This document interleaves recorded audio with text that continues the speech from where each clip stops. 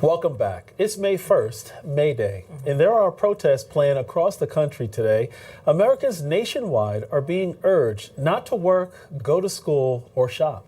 A broad coalition of unions, immigrants' rights groups, and pro-democracy organizations are behind the event. And earlier, I'm correcting myself. I said Happy May Day. I was thinking of flowers, beautiful things to celebrate spring. But this is really not that great for the American public right now in terms of what it represents. It's clearly liberal ideals that are going against capitalism, going against, shopping, everything that we enjoy. And I don't think it necessarily creates the result that people want, John, with these protests. On that note, folks, you should continue to do what you've been doing for quite some time now. Ignore these ridiculous protests. Ignore them.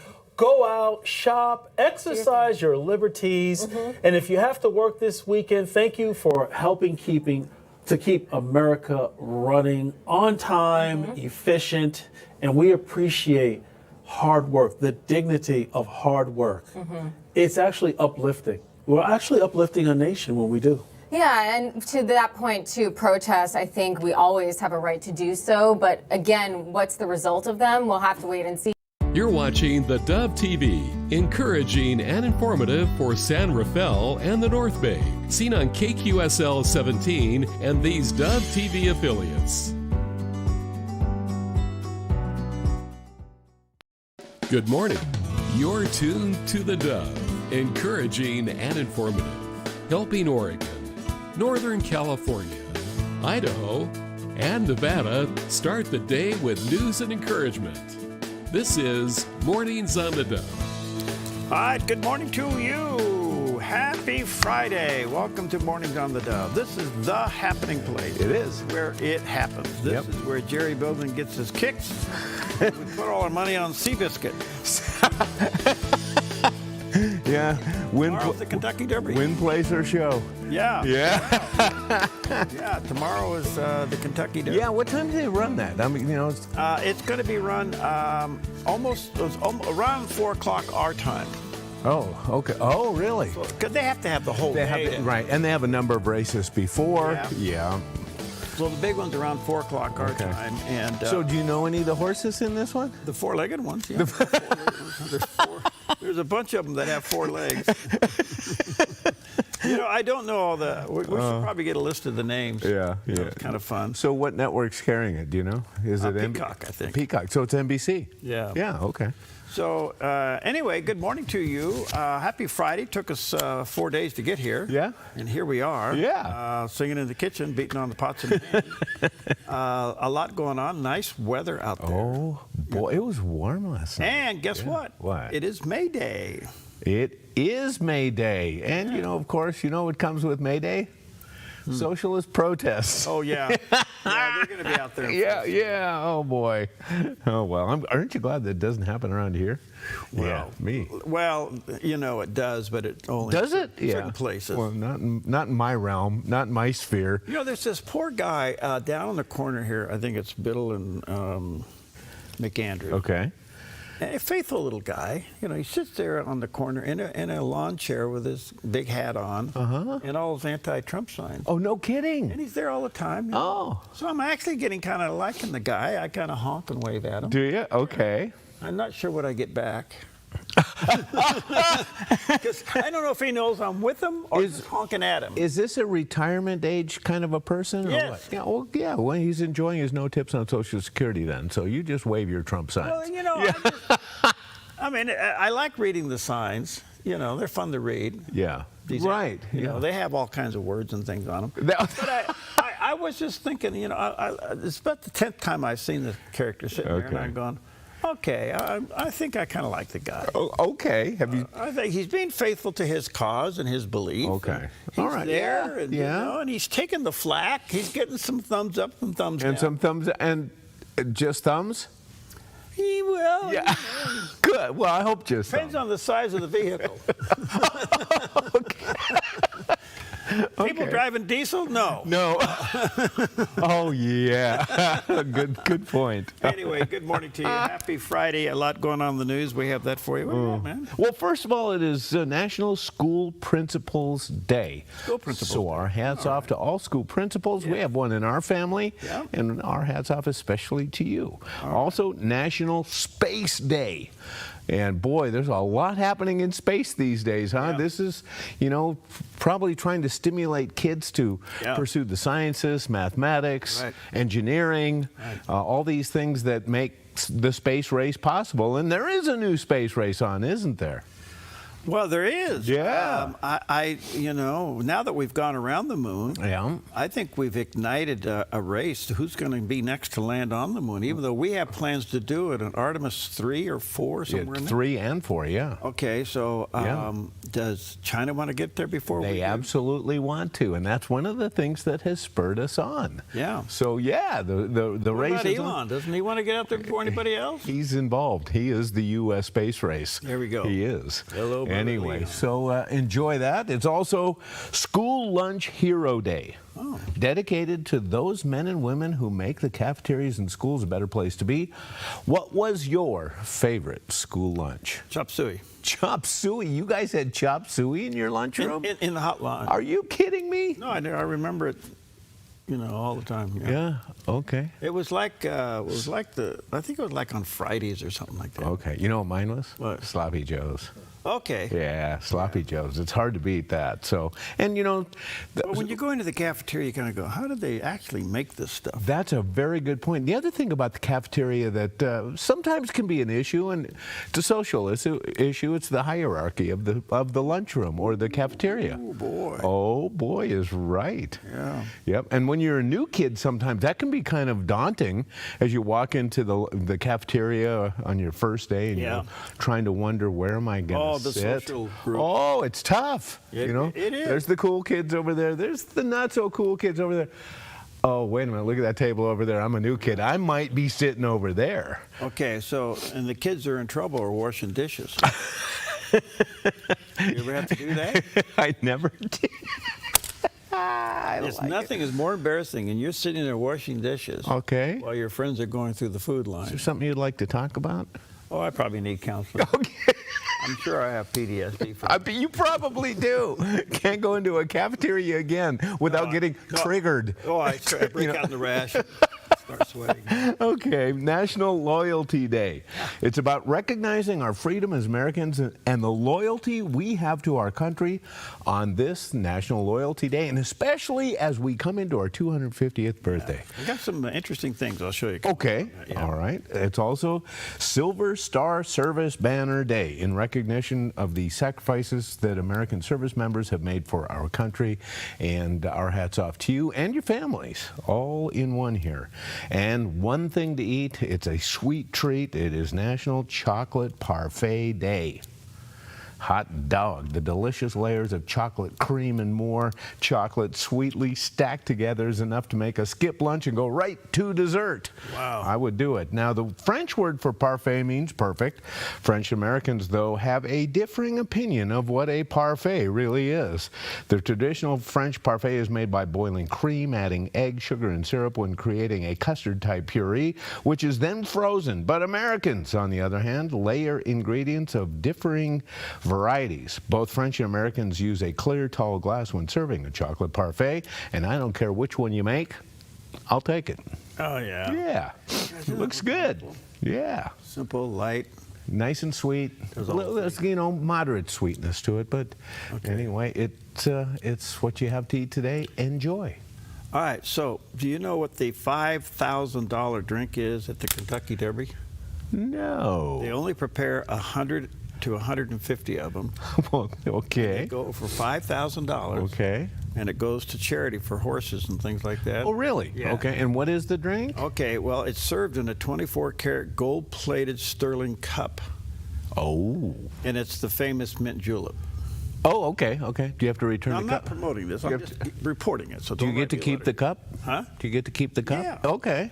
Yeah, so it's $5,000. You get the mint julep in a 24-karat gold-plated sterling silver cup. Okay. And the money goes to some equestrian charities. What if I don't like mint julep? Well, then... give me a Slurpee in it? Sure. Okay. You write a check for $5,000. $5K.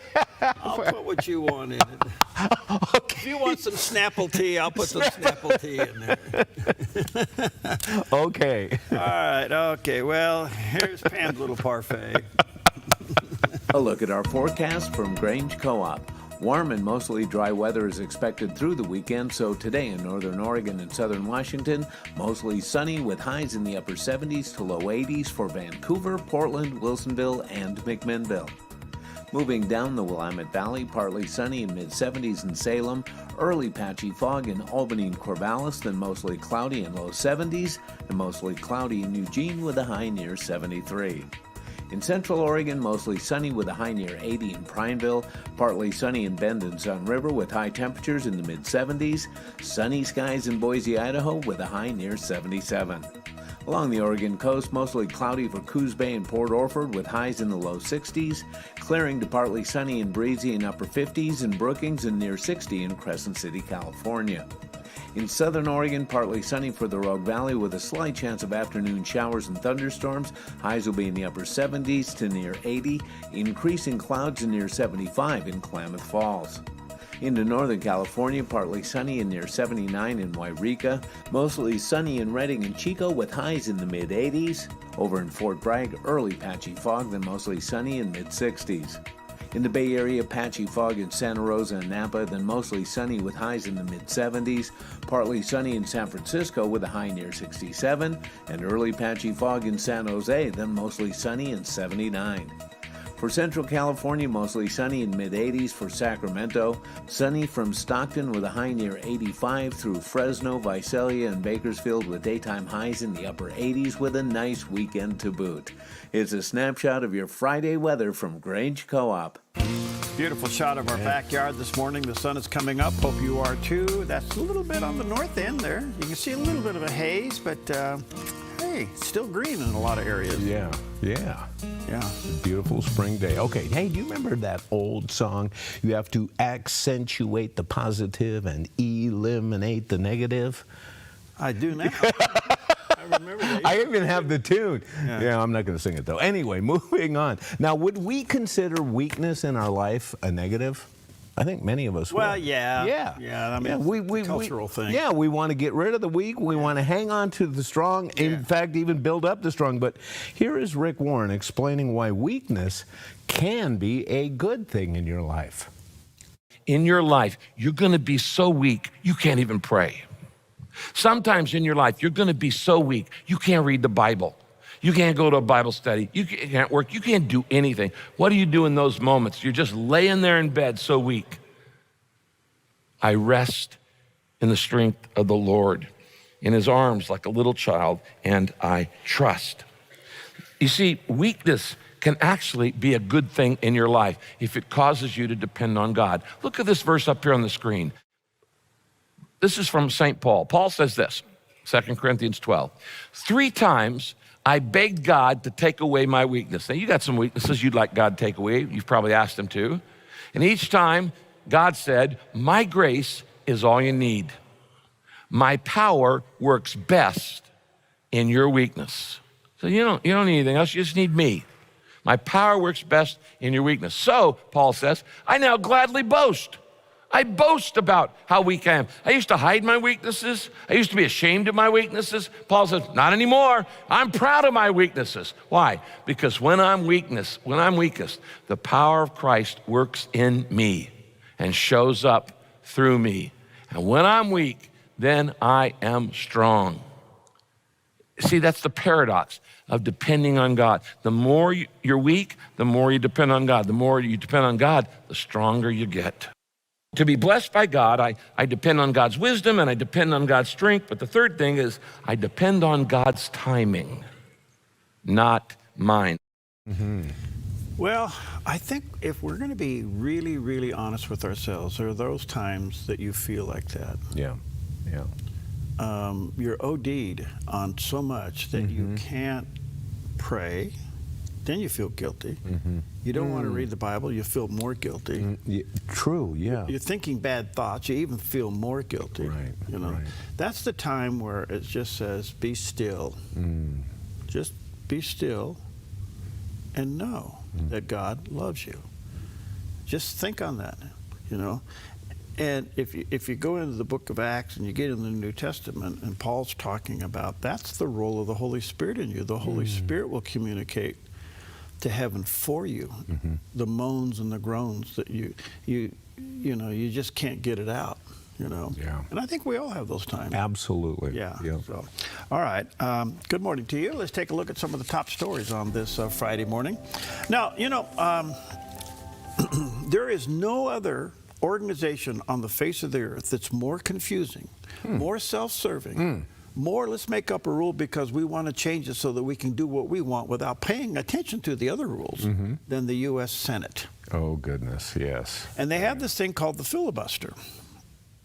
And the filibuster is a rule where you can take the minority and block majority moves. And so right now, the president just really got on the Republicans just to say, hey, understand something. Bypass the filibuster. He said, called on the Senate Republicans to lift the filibuster and pass the Save America Act. Now, 4 Republicans are against Save the American Act, which is voter ID. Right. And there's other things connected in that. Codify the protection of women's sports. Transgender surgery for children and all that stuff. Yeah. All that's part of Save the America Act. Wow. And so what the president is basically saying, look, you guys, to the Republicans, if you don't lift the filibuster and take advantage of your majority in the Senate, the moment that the Democrats take control of the Senate someday, they're going to lift it and just ram everything they want down our throats. And only the U.S. Senate has a filibuster rule. This is crazy. Yeah, right. This is why when I was running for Congress, I remember I got interviewed by, you want to be on the Rules Committee? I started reading what it was to be on the Rules, and that was assuming that I was going to get elected, but I didn't. Okay. Praise the Lord. I can say that now. Oh, yeah. But so you have rules. You have a rule committee to make up the rules, so how are you going to do things so you don't have to play by the rules? Oh, gosh, yeah. That's how crazy Congress is. So anyway, the president's kind of, and he's right on this one. Come on, Republicans. You got a narrow margin in the Senate. You can actually change things for the good, and you're playing politics. And unfortunately, Mitch McConnell is one of the guys that got drug over on that side of the aisle. Oh, yeah. And he was the former minority leader. Right. Well, yesterday, I don't know, do you like these congressional hearings where you have to go in as a cabinet member and you have to report to the Congress? Oh, no. All it is combat. Oh, gosh. Yeah. Anyway, you know how you clean this up? It's real simple. Turn the cameras off. Turn the cameras off. That's a great point. Yes. Just turn yes, because they're just playing for the audience. That's all yes. Well, yesterday, Secretary of War Pete Hegseth, and then, of course,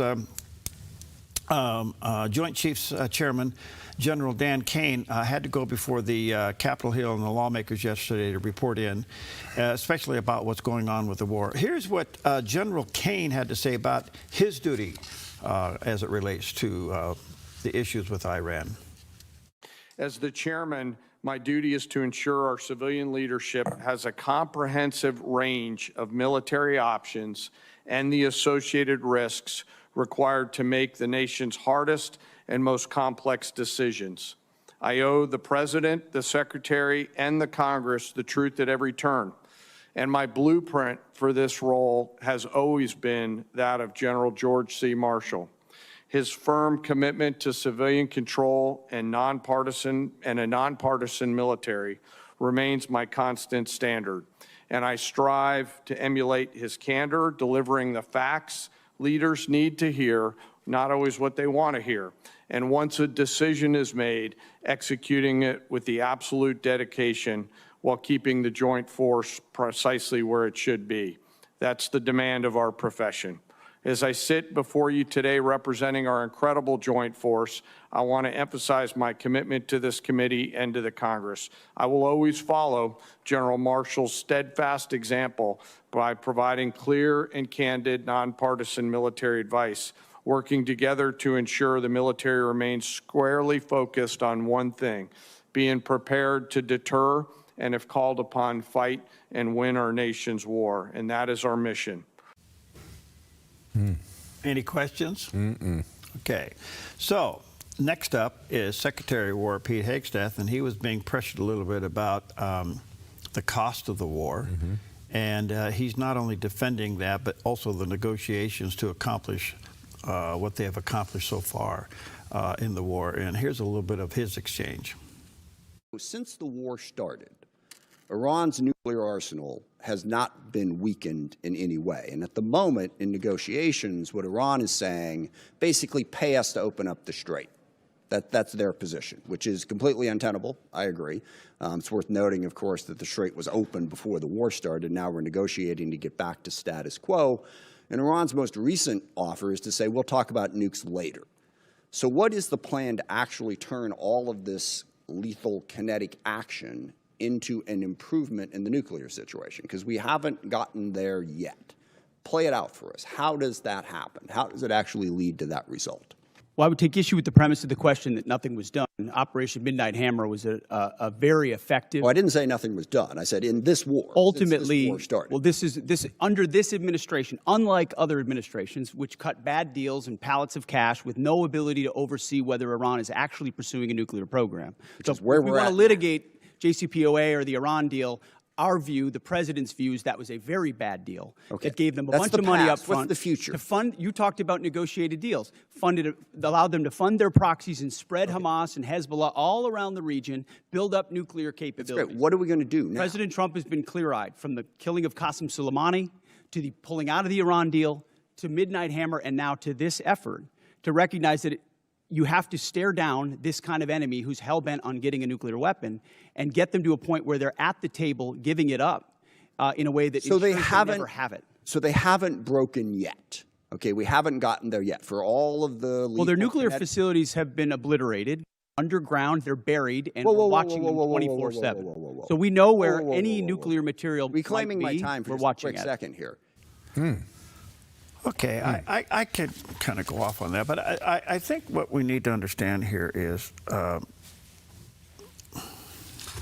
let's see if this comes out right. Okay. The tone of these exchanges was just proven by Joint Chief General Kane that you have on your side information and results. Present it calmly and confidently. Yep. Okay? Yeah. You don't need to get into heated exchange. And I don't think the Secretary of War answered his question. The Congressman's question was a legitimate one. Where are we now? What are we doing about it? Yeah. Okay. Yeah. Okay, we understand a lot of prep work has gotten to where we are now. And I really think, given what we sense at the ruling of what's happening, we're going to be forced to go back in militarily again and to end all this stuff. And these guys are waving their whatever saber they got left in the air. It doesn't seem to be any. They're just waving their words in the air. Everything is set up for us to finish the job. The question is, are we going to finish the job? Yeah. So, yeah. Pretty interesting. I watched some of this exchange, and I realized it's tit for tat, and these guys yell and scream at each other. When you're on the right side of the argument, you don't have to be filibustering, so to speak. Right. Kind of interesting. Well, and you've said, obviously, we haven't seen the end game yet, and it really does boil down to two things. The nuclear arsenal, their nuclear capabilities, and the free flow of oil at market prices, i.e., the Strait of Hormuz. Yeah.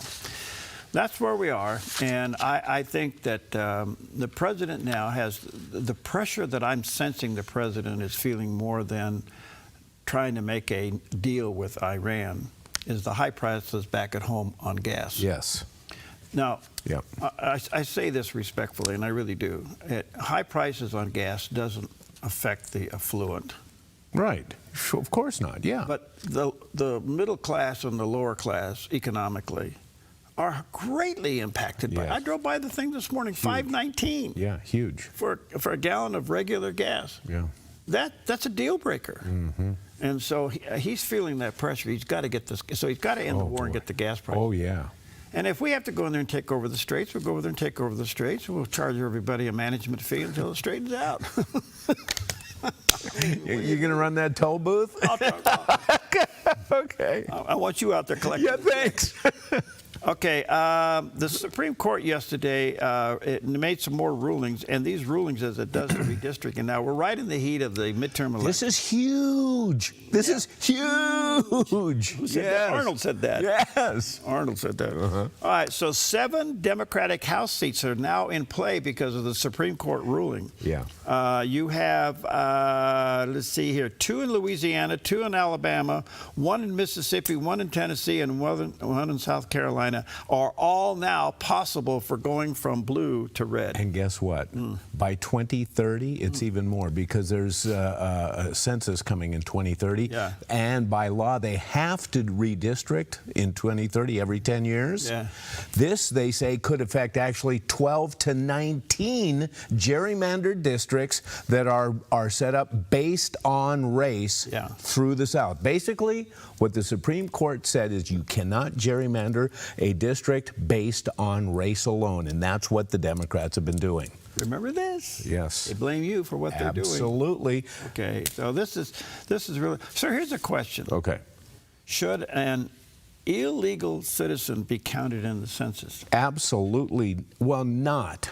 Yeah. Well, maybe. How do they do? See, that's the issue. Right. Okay. Census. Yeah. U.S. citizens. Yeah. Boom. You're a citizen. Non-citizens. Okay. You're over here. Yeah. Okay. So should that's the question. Yes. So you have to codify that in a bill. Okay. Well, however they need to do that. Yeah, absolutely. So if you're an illegal. Yeah. Yeah. Well, you can't be an illegal citizen. Count them. You're an illegal alien. Right. Count them and identify it as it is. There you go. Yeah. What's that They column? can't be counted in the census. I need to calm Which means down. you can't count them. You can't count in redistricting. Oh, exactly. So you got to put 5,000 illegals into a district and try to gerrymander it. Boom. But you can't count them in the district. Right. See, that needs to be codified. Oh boy. Okay. All right. So back so much. We're having so much fun here this morning. Let's go to Southwest Airlines. And the reason being. What? Yes. Look what they're doing. What? They are painting some airplanes out there. Oh. For the 250th birthday. The first one is Independent One. They got another one they're painting up called Freedom One. These are cool. And they're going to have another one that says Liberty One. God bless Southwest Airlines. Yeah. I think that's really, really cool. I want to ride on one. Yeah.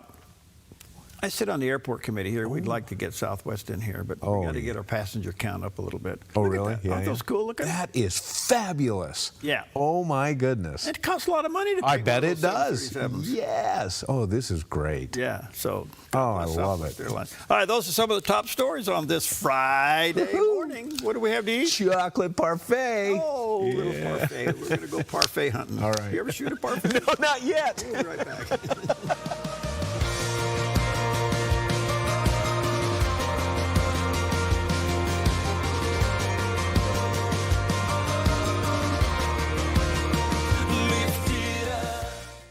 Mom makes everything a little better.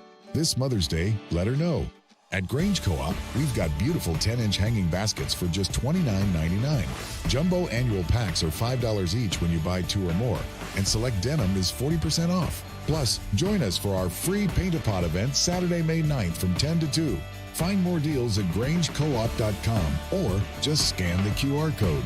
Grange Co-op, your Mother's Day destination, now through May 10th. Applegate River Golf and RV Resort, a pristine 9-hole course alongside the Applegate River. Their clubhouse offers a golf simulator experience. The RV resort is adjacent to the golf course with convenient pull-through parking. Applegate River Golf and RV Resort. Information at applegateRV.com. When life feels heavy, your body feels it, your mind feels it. That is why I created Organic Elements Wellness Spa, a place where wellness is not a luxury, it's a way of life. Step into our wellness lounge with a Himalayan salt room, infrared sauna, steam room, and invigorating cold plunge. Restore your nervous system, detox your body, and clear your mind. Then experience customized massage, advanced skin therapies, and result-driven facials, all designed to help you look as good as you feel. There's nothing else like this in Southern Oregon. This is your space to heal, to reset, to glow. Call today to book your private wellness party for up to 15 guests or surprise someone special with a gift certificate. Visit Organic Elements Wellness Spa on East Main Street in Medford. Book online at organicelementspa.com. Wellness is wholeness. Voted best of Southern Oregon. At Sweet Tea Express, we've got you covered. Order at the counter and our friendly service staff will do the rest. Burgers, salads, sandwiches, barbecue platters, sides, and more. Smoked, grilled, and served to perfection. Sweet Tea Express. Breakfast, burgers, and barbecue. Welcome back. 28 minutes past the hour. Some backyard news and bragging. Have you ever been to the Oregon Caves? I have not. On Cave Junction? No. Well, it's a great place. But the little hotel out there has been closed down for renovation since 2018. So we had a delegation from Cave Junction go to Washington, D.C. The Illinois Valley Chamber of Commerce visited D.C. to lobby on behalf of the historic Oregon Cave Chateau to get it reopened. And it's one of the Southern Oregon jewels. Yeah.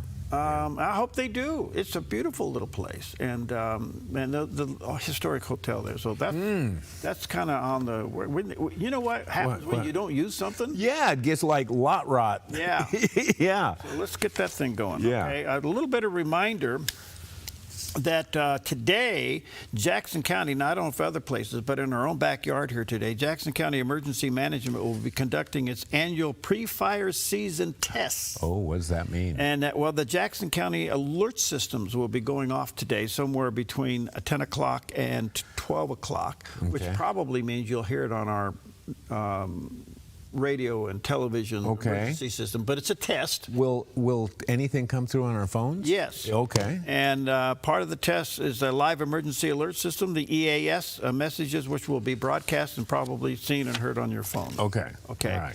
Couple of things in the backyard. Tomorrow will be theDove is one of the sponsors of the superhero run happening tomorrow at the beautiful Rogue State Park. Do you like to run? You want to walk? I used to. I didn't mind running at all, as long as Pam was in front of me keeping pace. You know what? I think we could get you one of those. You know those things that you get, those little knee carts you get after you had. I had one, and I'm destined for it again. You should see my knee cart. Yeah. It's got off-road wheels on it. Oh, does it? Oh, it is fabulous. Okay, You've comes never with chains? Oh, it is. Oh man. Okay. Well, anyway, it's tomorrow at the Valley of the Rogue Park, and there's a half mile, half a marathon, a 10K, a 5K, a 1K. Costume contest, food free fund, all that is happening tomorrow. And I understand it's a huge event. If you're going to be out and around the Southern Oregon area, go out to the beautiful Rogue State Park and be a part of that. And we're also part of the sponsoring the Habitat for Humanity golf tournament. All right. And I understand this is a huge success. The Centennial Golf Course starting today at 9 o'clock, shotgun start, and away they go. So couple things that we're proud to be a part of, both of these. And so just some backyard bragging, okay? So go out and have a lot of fun. If all your alarms go off today, just remember it's a test, which I'm glad they're kind of, getting everything ready because it looks like we could be in for another dry year. You know, when it comes, yeah, that's true. You know, when it comes to that golf tournament, there's only one thing I want to do in it. I want to start it. Oh, yeah. That's the only thing you can do. Give me that shotgun. All right. Let's take a look at the satellite image. Here's what's happening on the weather. Nice. Okay, let's go to Victor. No, there's no Victor around here. Oh, yeah, we got Victor Davis Hanson. Yeah. Oh, I see. I thought you were. I thought you were looking at the weather. See what happens when you don't take your medication? Did you go right past the weather satellite? I just did. I was still trying to react to it, and all of a sudden we're at Victor. Okay. Call him quick. Okay. That's the problem. You haven't talked to your wife yet. Would you call him so we can come back to the show? Let's check in with Victor Davis Hanson. He has some nice things to say this morning. Okay. Europeans are becoming very different people than we are on so many issues. They're not Western in their way of thinking. They repudiated the Judeo-Christian ethos. It shows in their productivity. We increased productivity, I think, the last 15 years by some staggering 35, 40%, maybe higher, and they only did like 12. Economically, they're slipping badly. Every single barometer, cultural influence, movie income, popular music income internationally, It's just all the U.S. and our system, whether you like it or not, creates more goods and services and opportunity and freedom and prosperity than theirs, and more security. We're going to have a real come to our deity moment, because we're going to have to tell them, I don't even know if you guys are Western anymore. I agree, Victor. You know, growing up, we were reading the history books about the sick man of Europe, which was, I think, was Turkey, right? Yeah. You know, but the sick man of Europe is Europe. Europe. Yeah. Well, look, just a short comment. We're a little over. Mm-hmm. I'm wondering if the king left here after meeting with the president, maybe in some private rooms or something. You guys better, like tomorrow, get your act together. Yeah. You're being overrun, and it's serious. It's serious as a heart attack, and it's. We have some friends over there. I am so amazed how they are being absorbed into just like the frog in the pot. Yeah. I talked to somebody else. I go, what happened to you? Right. Yeah. And they're like, what? The water's warming up? Oh yeah. Oh gosh. Anyway, hey, happy Friday. Took us 4 days to get here. We're gonna go parfait hunting. We'll be right back.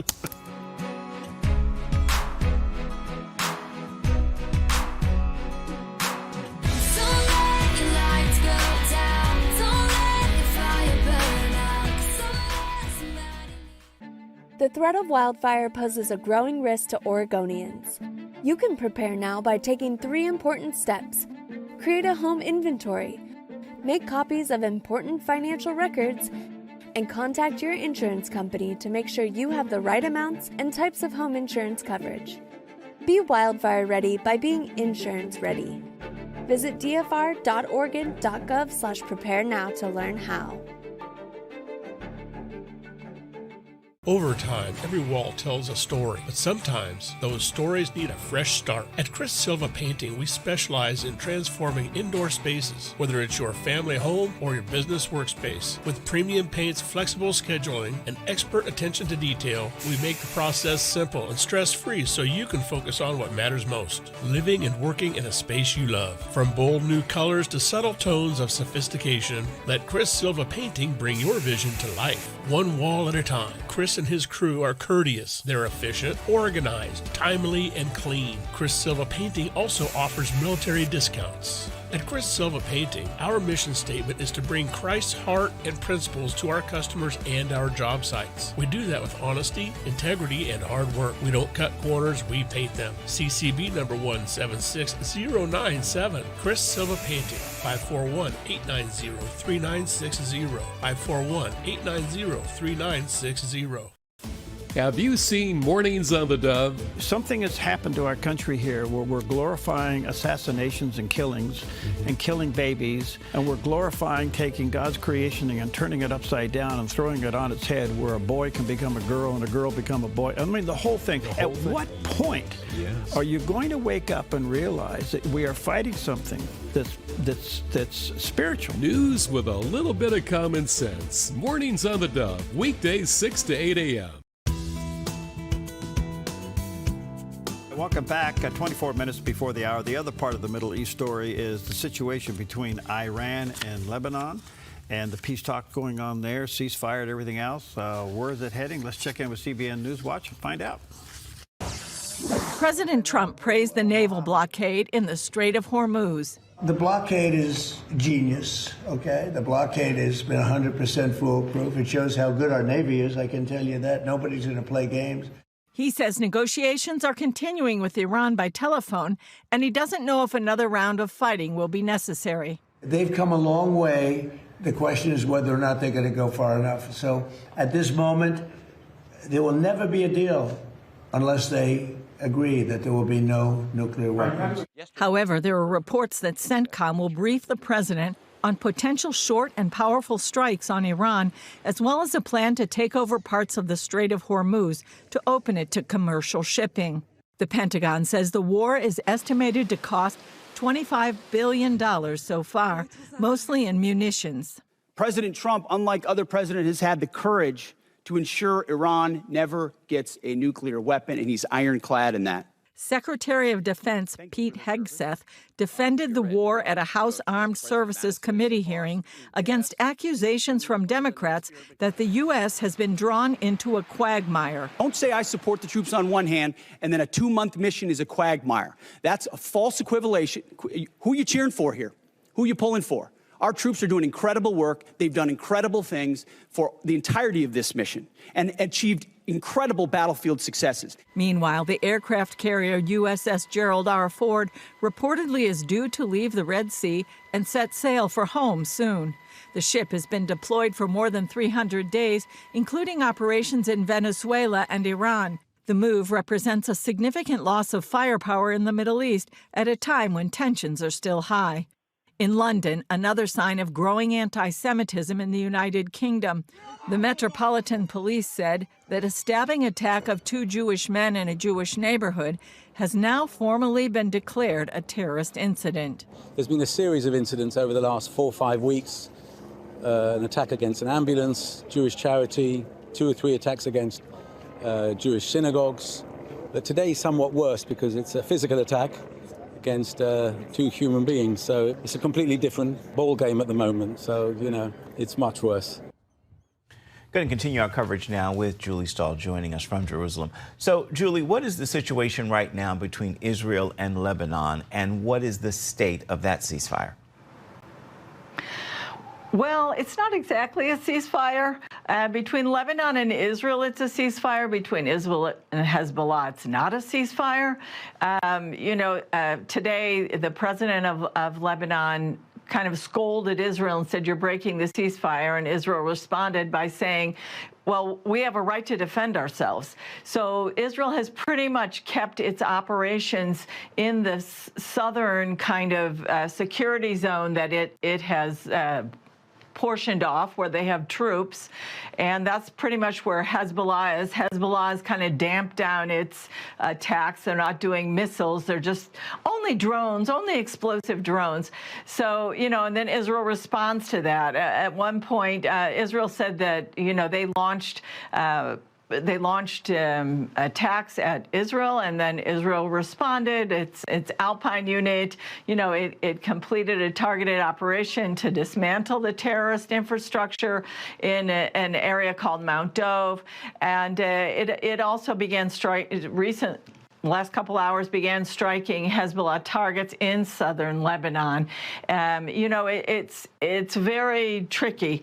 I was up by the Sea of Galilee this weekend, and it was quiet and peaceful, and then way in the distance you can still hear boom, boom, or hear Israeli jets flying, and it's been an intense time. It's intense for Israel. It's still intense for Israelis who live in the border area.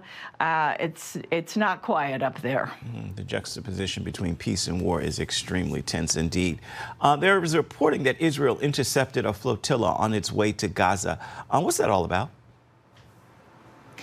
So apparently there was a flotilla on its way of like nearly 60 ships, 58 ships, something like that, and Israel intercepted them near Crete, 17 of them or something like that, and they took 170 people in, and they're sending them back home. They called on the other ships to either turn back, or they said, if you have humanitarian aid for Gaza, if that's why you're coming, so come to the Israeli port of Ashdod, and we'll take care of it from there.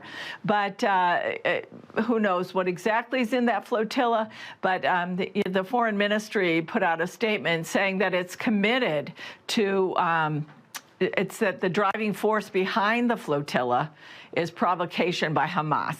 And they're joining hands with professional provocateurs with the aim of sabotaging President Trump's peace plan, transition to its second phase. And, it's intended to divert attention from Hamas's refusal to disarm.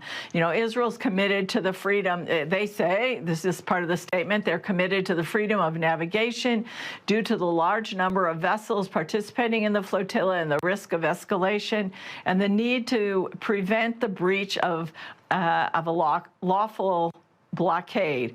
So anyway, so then they took this action early. So that's, we'll see exactly what happens with that. There you go. Well, hey, the Middle East is the Middle East. Oh, boy. Wait 5 minutes. Something else will happen over there. All right, here's somebody that we wait 5 minutes, and this is what we get. Weather. Maybe. Maybe. A look at our forecast from Grange Co-op. Warm and mostly dry weather is expected through the weekend, so today in northern Oregon and southern Washington, mostly sunny with highs in the upper 70s to low 80s for Vancouver, Portland, Wilsonville, and McMinnville. Moving down the Willamette Valley, partly sunny in mid-70s in Salem, early patchy fog in Albany and Corvallis, then mostly cloudy in low 70s, and mostly cloudy in Eugene with a high near 73. In central Oregon, mostly sunny with a high near 80 in Prineville, partly sunny in Bend and Sun River with high temperatures in the mid-70s, sunny skies in Boise, Idaho with a high near 77. Along the Oregon coast, mostly cloudy for Coos Bay and Port Orford with highs in the low 60s, clearing to partly sunny and breezy in upper 50s in Brookings and near 60 in Crescent City, California. In southern Oregon, partly sunny for the Rogue Valley with a slight chance of afternoon showers and thunderstorms. Highs will be in the upper 70s to near 80, increasing clouds in near 75 in Klamath Falls. Into northern California, partly sunny and near 79 in Wairika, mostly sunny in Redding and Chico with highs in the mid-80s. Over in Fort Bragg, early patchy fog, then mostly sunny in mid-60s. In the Bay Area, patchy fog in Santa Rosa and Napa, then mostly sunny with highs in the mid-70s.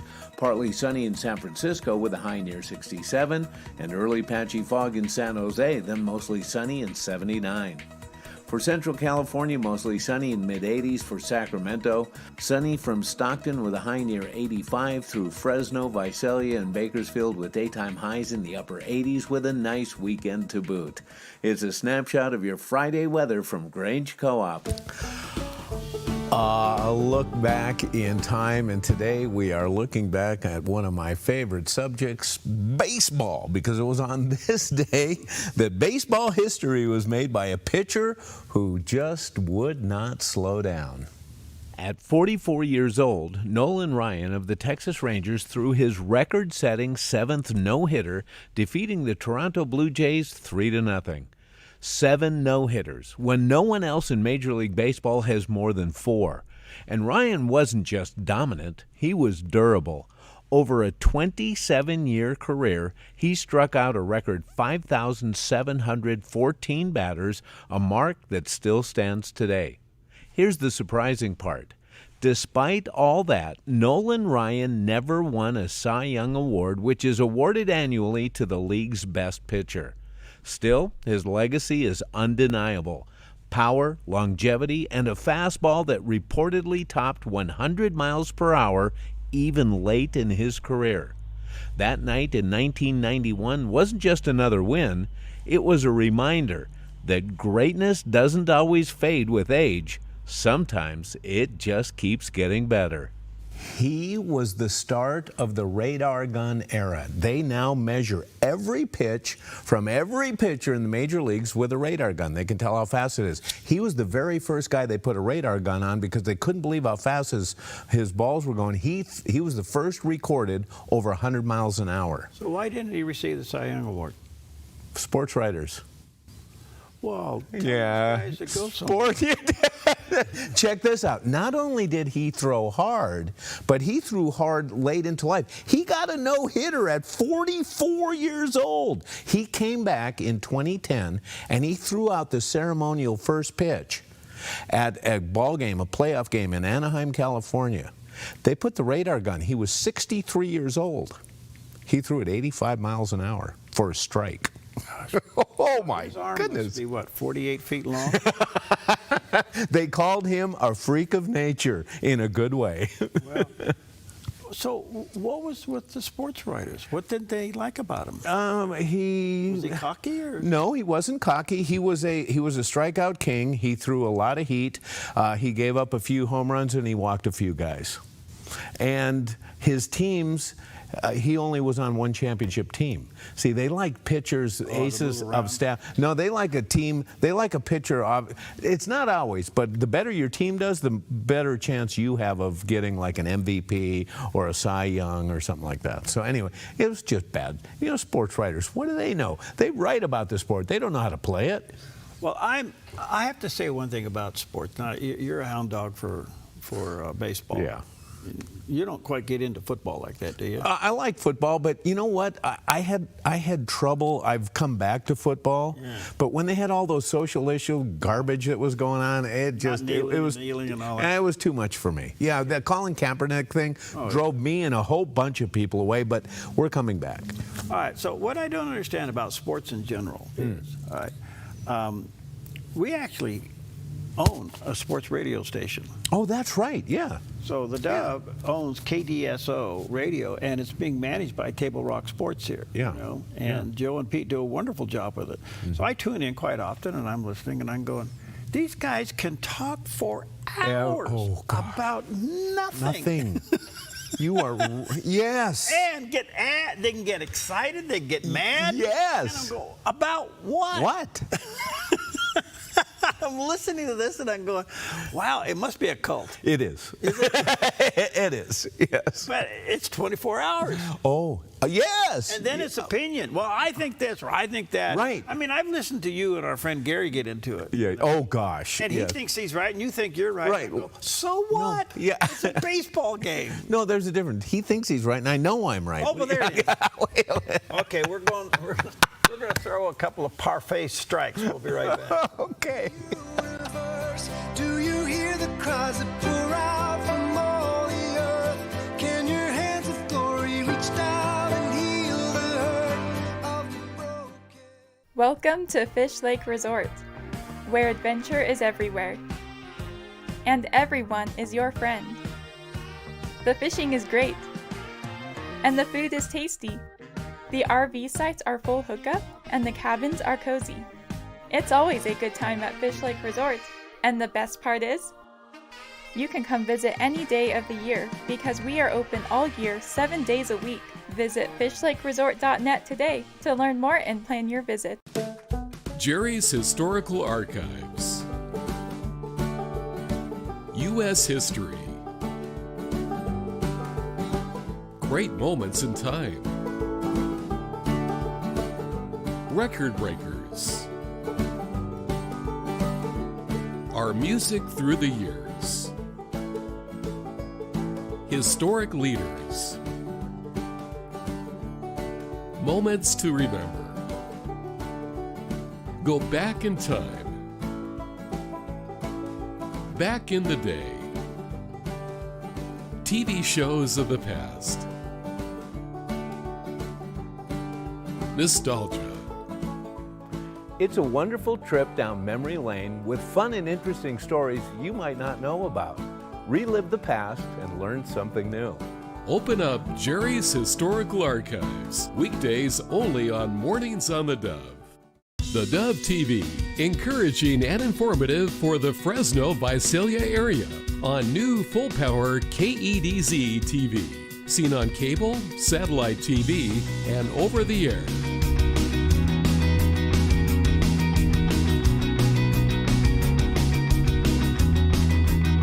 The Dove TV, encouraging and informative for the Fresno Visalia area on new full-power KEDZ TV.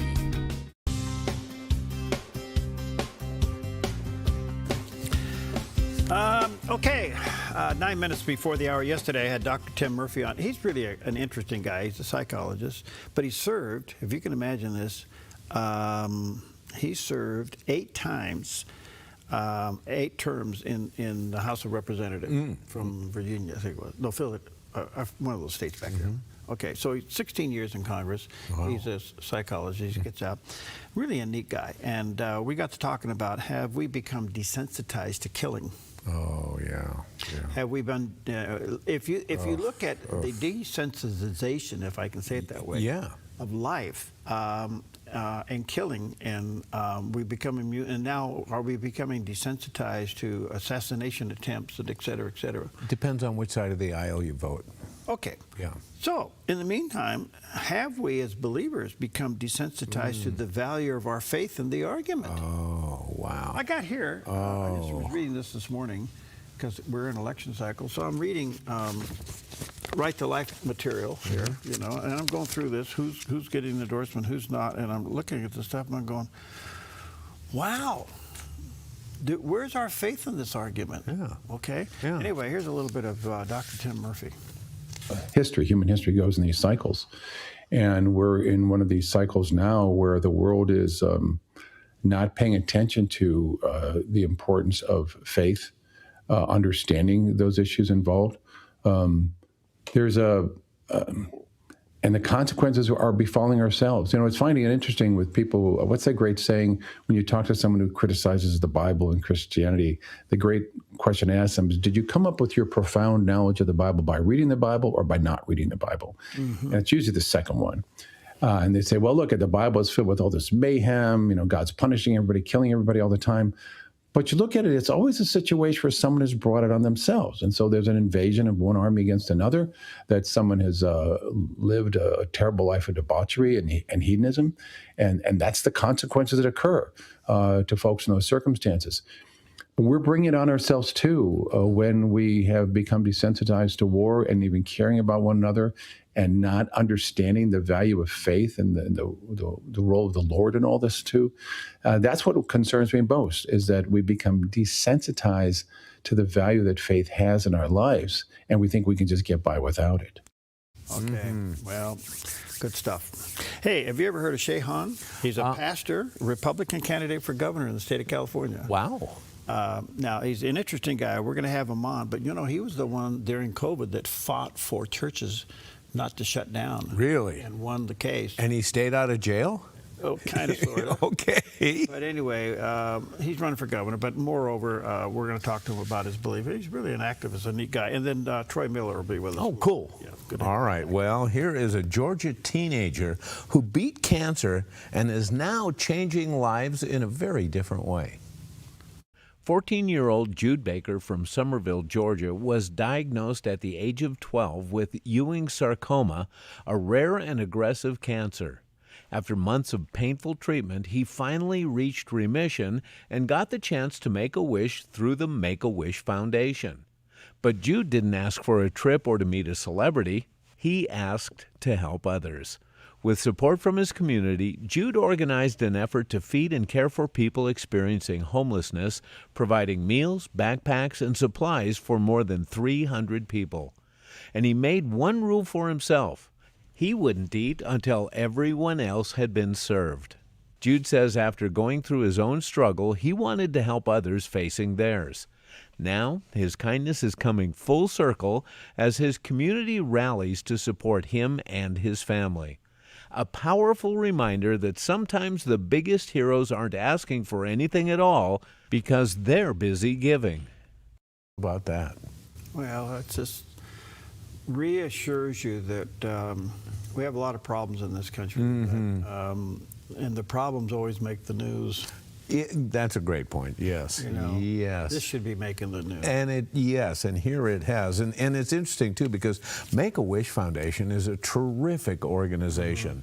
And they make a lot of dreams come true for a lot of these kids. But it's interesting how they participated with him to kind of pay it in a different direction. Not for him, but for others. That's the ultimate pay ahead. Yeah. Yeah. Good stuff. All right, take with you Psalm 107, verse 1. Oh, give thanks to the Lord. Why? For he is good. And his steadfast love, it endures forever. There's your promise for a Friday. We'll be right back. Cleanse me within, grace that is greater than all my sin. Yeah, grace that is greater than all my sin.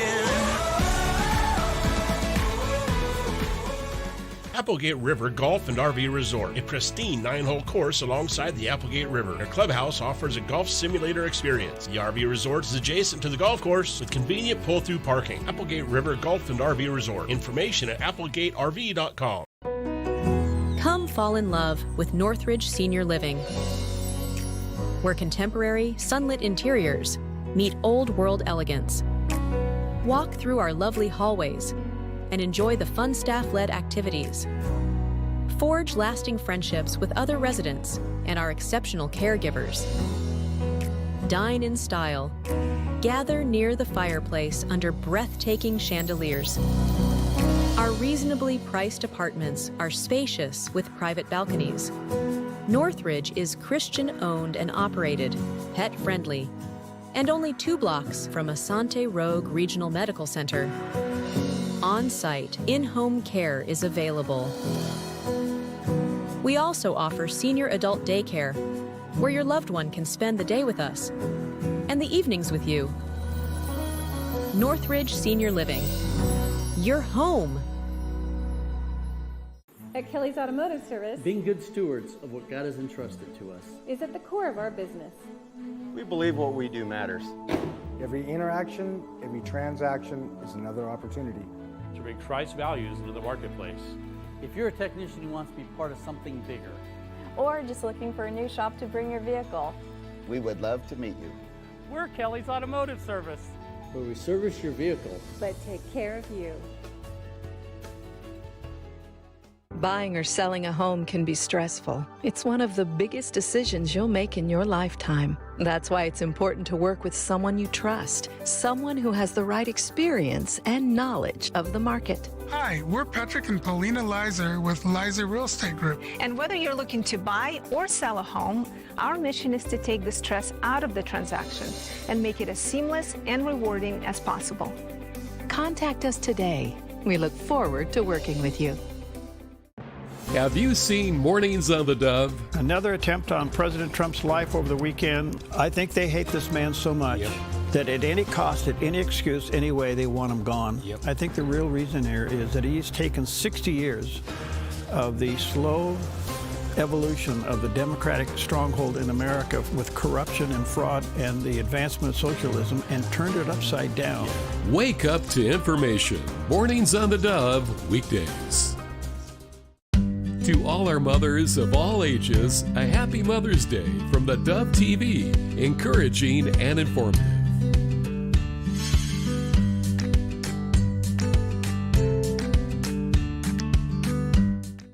Good morning.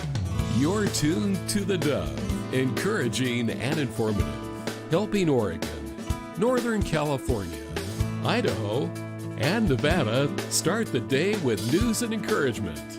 This is Mornings on the Dove. Well, good morning to you. Happy Friday. Welcome to Mornings on the Dove. We made it. Took us 4 days to get here, but we have arrived. Friday. Good morning to you. Jerry Bilden is here. Good morning. He's putting all his money on Seabiscuit. Seabiscuit to win. Yeah. It's like win, place, or show. Hey, let me ask you this. Oh, it's time for... Why are we saying that? Because the Kentucky Derby. Kentucky Derby tomorrow. Have you ever placed a bet on a horse? No. I haven't either. No. I wouldn't even know how to do it. I wouldn't either. Yeah. And now everything's electronic. Oh. Not that I would. I'm not a gambler. So. Right. Well, now you can bet on anything. Yeah. Now, yeah. So, well, really, yeah, you know. You know, it's like they have the speculation markets now where you can bet. I bet you could bet on when the Artemis hit the ocean.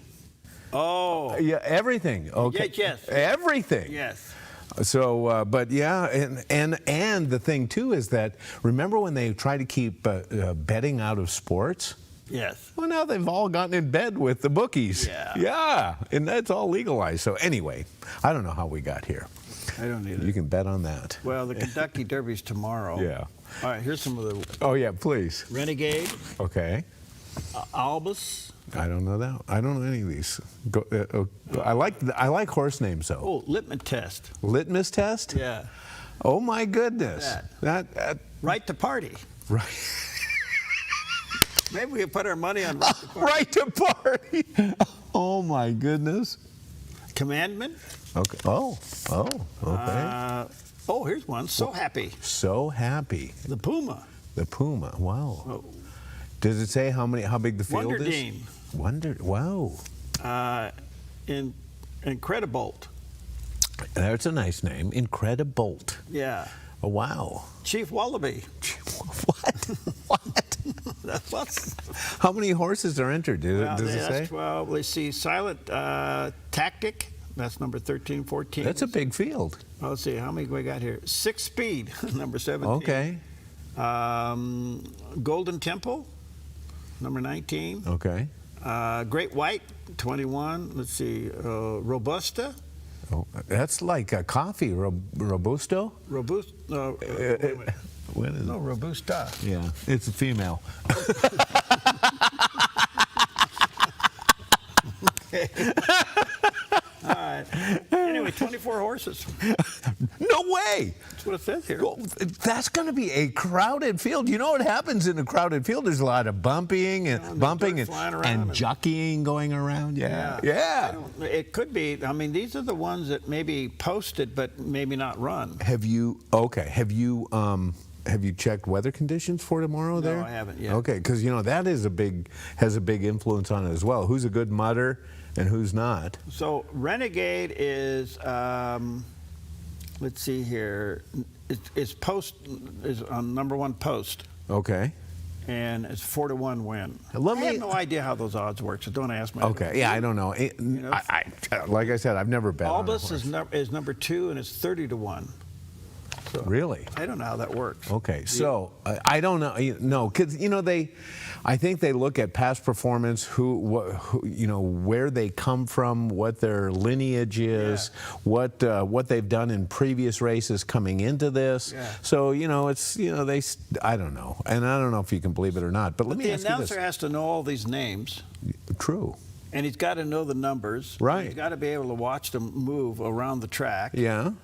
Yeah. Litmus test is number 4, but the odds are 50-1. I don't even know how that works. Okay, so again, I don't know the weather conditions for tomorrow, but I've watched a lot of horse races where they get on a sloppy, wet track. Oh, what's it like galloping in mud? Oh gosh, it's horrible. These guys are just covered. Right. How about the safety for the riders? Yeah, I don't know. Yeah, I mean, you've done it. You ever wanted to be a jockey? No. Yeah. I outgrew that by my 6th grade year, I think. You outgrew it by your legs. Yeah, because those guys are not big guys. No, but anyway, well, a few things today. First of all, it's National School Principals Day. Our hats off to all school principals out there. And especially one. We have one in our family. Our love goes out to you. Also, National Space Day, and especially in the current climate of space travel and exploration, a great day to be interested in space because a lot of efforts going towards the moon and beyond, infinity and beyond. As Tim Allen's Lightyear would say, Tim Allen's back in the news too. How about that? Yeah, he was a funny guy. He is a funny guy. He was ribbing Democrats about no kings, huh? Yeah, he was. And then their infatuation with the king. I know. Yeah, isn't it great? It's great. Oh, yeah, I know. Hypocrisy abounds. Yeah, I know. I digress. Yeah. National. It's like stream of consciousness stuff going on here. It's tough. It is. Your coffee? What do you got? What's going on over here? See, I line one up behind the other so it looks like I have one guy. No wonder you're having problems. I got a coffee and I got a water just in case I run out of coffee and I need a little liquid. It's not anyway, yeah. National Loyalty Day. Okay. It's about recognizing our freedom as Americans and the loyalty we have to our country on this National Loyalty Day. All right. And there are a bunch of subversive groups out on the street today protesting simply because it's May Day. Let's give them a parfait. Bunch of socialists out there. Yeah, give them a parfait. Take your enemy a donut today. I love it. It is also Silver Star Service Banner Day in recognition of the sacrifices American service members have made for our country, and I'll add your families as well. Our hats off to you. Okay. And to the parfait. The only thing we got to eat. It is National Chocolate Parfait Day. Wow. The delicious layers of chocolate, cream, and more chocolate sweetly stacked together is enough to make us skip lunch and go straight to this dessert. In French, the word parfait means perfect. French and Americans, though, have differing opinions on what a parfait really is. The traditional French parfait is made by boiling cream, adding egg, sugar, and syrup, then creating a custard-type puree, which is then frozen. Americans, on the other hand, we layer ingredients of differing varieties. Both French and Americans use a clear, tall glass when serving a chocolate parfait. All right, good stuff. Nothing wrong with that. Looks good. All right, Okay. so here's a question. What? How do you come up with these horse names? Horse? Yeah, how do they? Yeah. How do you do this? Yeah, I don't know. Cornadero. Whoa. Whoa. I'd like to say that fast when it's No, thank you. I don't even want to do it once. Great White, Golden Tempo, Okay. 6-speed, 6-speed. Pavilion, Emerging Market. There's an entrepreneur behind that one. So Yeah. that horse was named in a business deal. That probably was named in a Trump meeting. Oh, where's the deal? And Chief Wallaby, where did that come Chief Wallaby. Yeah. from? These are horse names. Yeah. Wandering Dane or Wander Dane. Okay. So happy. I like that. I like that too. Yeah. Okay. Dane and Bourbon. Bourbon. Naming a horse after a spirit? What? Well, I don't know. And they have the famous $5,000 charity drink. Oh gosh. $5,000. You and get a 24-karat silver cup full of a mint julep. mint julep for $5K, huh? Yeah, there's only 100 of them available. And you get to keep the cup? Yeah. Okay. And you pay $5,000 for it, and all that money goes to some equestrian charity. Did you get any free refills or anything on that? I don't know. Huh? I'm not promoting that. Okay. Okay. Litmus test is one of them. Right to party. No, yeah. there's one. Now That's number 5. The odds is 26 to 1. Maybe Right to we ought to party. put our money on right to party. Brought to you by the mint julep people. Well, there you go. Renegade is number 1. It's got pole number 1. Uh-huh. I guess the pole is a drawing. Oh, okay. Pole position is a drawing. It's not because the odds are. Oh, I see. Not Okay. by odds, it's Oh, by- I see. Okay. So all the numbers go into. You know one of the other cool things about the Kentucky Derby? It's all the hats. Oh yeah, you Everybody's gotta have the wearing hats. hats. You got to have the hats. Yes. Women have to have the hats. Yep. Yeah, you got to have the hats, and the guys wear everything but a tuxedo. Yeah, it's quite a deal. Oh, it's Snob City. Absolutely. And so what time are they? They're going to be 4 o'clock our time. Okay, and it's on Peacock, you said, on NBC? From what I understand, it is. Okay. Yes. Okay. So anyway, why are we advancing the Kentucky Derby? I don't know, because it's fun to watch horses run around a track. Well, there you go. Yeah. All right. Here's a guy that'll never be a jockey, a horse. He was a disc jockey, but he was a jockey. Very good. You were a disc jockey. That's right. But you're not a jockey on a horse. All right. A look at our forecast from Grange Co-op. Warm and mostly dry weather is expected through the weekend, so today in northern Oregon and southern Washington, mostly sunny with highs in the upper 70s to low 80s for Vancouver, Portland, Wilsonville, and McMinnville. Moving down the Willamette Valley, partly sunny in mid-70s in Salem, early patchy fog in Albany and Corvallis, then mostly cloudy in low 70s, and mostly cloudy in Eugene with a high near 73. In central Oregon, mostly sunny with a high near 80 in Prineville, partly sunny in Bend and Sun River with high temperatures in the mid-70s, sunny skies in Boise, Idaho with a high near 77.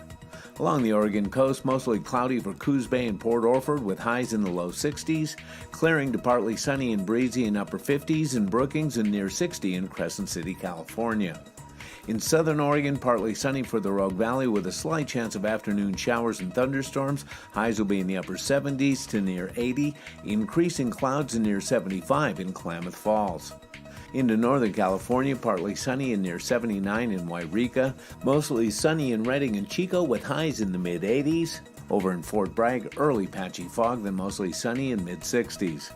In the Bay Area, patchy fog in Santa Rosa and Napa, then mostly sunny with highs in the mid-70s. Partly sunny in San Francisco with a high near 67, and early patchy fog in San Jose, then mostly sunny and 79. For Central California, mostly sunny in mid-80s for Sacramento. Sunny from Stockton with a high near 85 through Fresno, Visalia, and Bakersfield with daytime highs in the upper 80s with a nice weekend to boot. It's a snapshot of your Friday weather from Grange Co-op. Out of the southern Oregon. That's now at the south end. Yeah. And a little bit of a haze out there, but a beautiful morning in the neighborhood. Enjoy it. It's a lovely drive-in now. You know, it's getting light early. You can see the outline of Mount Pitt / Mount McLaughlin over into the east. It's a beautiful time of year. People pulling their drift boats up the river. As I'm coming down the river, they're heading up because there are salmon in the river, but I'm not even going to complain. Anyway. You need counseling or pills? Both. Anyway, moving on here. That's right. You are in the drugs, aren't you? Yeah. Pam had the funniest reaction when you threw that out the other day. You said, Jerry likes drugs. Well, you know, of course, in the context of shattered tibia and fibula, you know, not only did I break one bone in my leg, I broke 2 bones in my leg, and they're still broken, by the way. And so, but anyway, she said, you know what? I'm losing sympathy for you. I know you are. Yeah, I know. But Pam, she's still laughing from the other morning. She goes, when you said, yeah, Jerry likes drugs, and she said, Jerry, your eyes got this big, and you're like, what are you talking about, man? Okay, moving on. Have you ever noticed that God's clock can be different than yours? Oh my goodness. He redefines 11:59. Oh, yes. Well, here is Rick Warren explaining that while you're waiting, God is working. While I'm waiting, God's working. A lot of times we think, while I'm waiting, nothing's happening. But God is often working behind the scenes in ways you can't even see to get you ready for the answer to your prayer. While you're waiting, God's working. It's not like God's waiting. While you're waiting, God's working. Now, let me just give you a little lesson. God always gives his best to those who wait. And if you get in a hurry, you're going to settle for second best in your life. And before God brings the best man into your life, the best woman into your life, the best job into your life, the best opportunity into your life, Satan's going to give you all kinds of detours. And he's like, hey, see me over here, me over here. And you go, oh, you know, I'm getting tired. Why don't we just pick this one? And you settle for less than God's best in your life. Don't do it. As your pastor who loves you, I'm telling you, don't do it. If you will wait for God's best, God always gives his best to those who leave the choice to him. But if you get frantic and you get nervous and you get in a hurry and you start trying to answer your own prayer, you will have a fatal flaw and a terrible mistake in your life.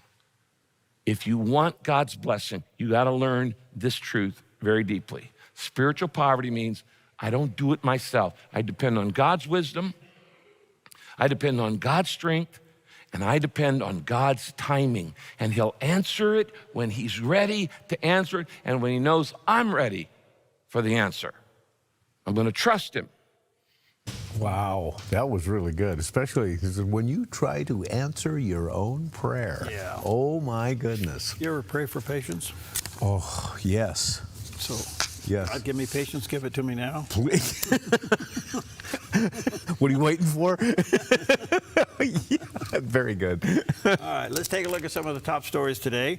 And a couple things going on. Only in the United States Senate can you make up rules to change rules so you don't have to obey by the rules. And they've had this stupid thing out there called filibuster. And the president really came down on the Senate Republicans to lift the filibuster yesterday and pass the Save America Act. The Save America Act is not only voter ID, but it also includes some other things that are very, very important to us. Codifies the protection of women in sports, and also bans surgery on young people who think they should transition. Okay. So it's loaded with a lot of stuff. And what the president is saying here, he's absolutely correct. If the Republicans if they don't lift the filibuster rule, if and when the Democrats ever get control of the Senate, that filibuster rule will go away, and they will jam everything down. Everything, yes. So Only in the U.S. Senate can you have rules, change rules, so you have to obey by the rules. Right. It's just absolutely crazy they run it that way. But I think the president's right. Get rid of the filibuster rule. Absolutely. All right. So yesterday, Secretary of War Hagestaff and Joint Chief Chairman General Dan Kane were testifying, giving their report before Congress, which they have to do. And so General Kane was asked, General Kane, talk about your duty as Chief of Joint Chiefs of Staff, or Joint Chiefs of the Chairman of the military. What's your role in the war? He does a good job. And here's what he had to say. As the chairman, my duty is to ensure our civilian leadership has a comprehensive range of military options and the associated risks required to make the nation's hardest and most complex decisions. I owe the President, the Secretary, and the Congress the truth at every turn. And my blueprint for this role has always been that of General George C. Marshall. His firm commitment to civilian control and a nonpartisan military remains my constant standard. And I strive to emulate his candor, delivering the facts leaders need to hear, not always what they want to hear. And once a decision is made, executing it with the absolute dedication while keeping the joint force precisely where it should be. That's the demand of our profession. As I sit before you today representing our incredible joint force, I want to emphasize my commitment to this committee and to the Congress. I will always follow General Marshall's steadfast example by providing clear and candid nonpartisan military advice, working together to ensure the military remains squarely focused on one thing, being prepared to deter and, if called upon, fight and win our nation's war. And that is our mission.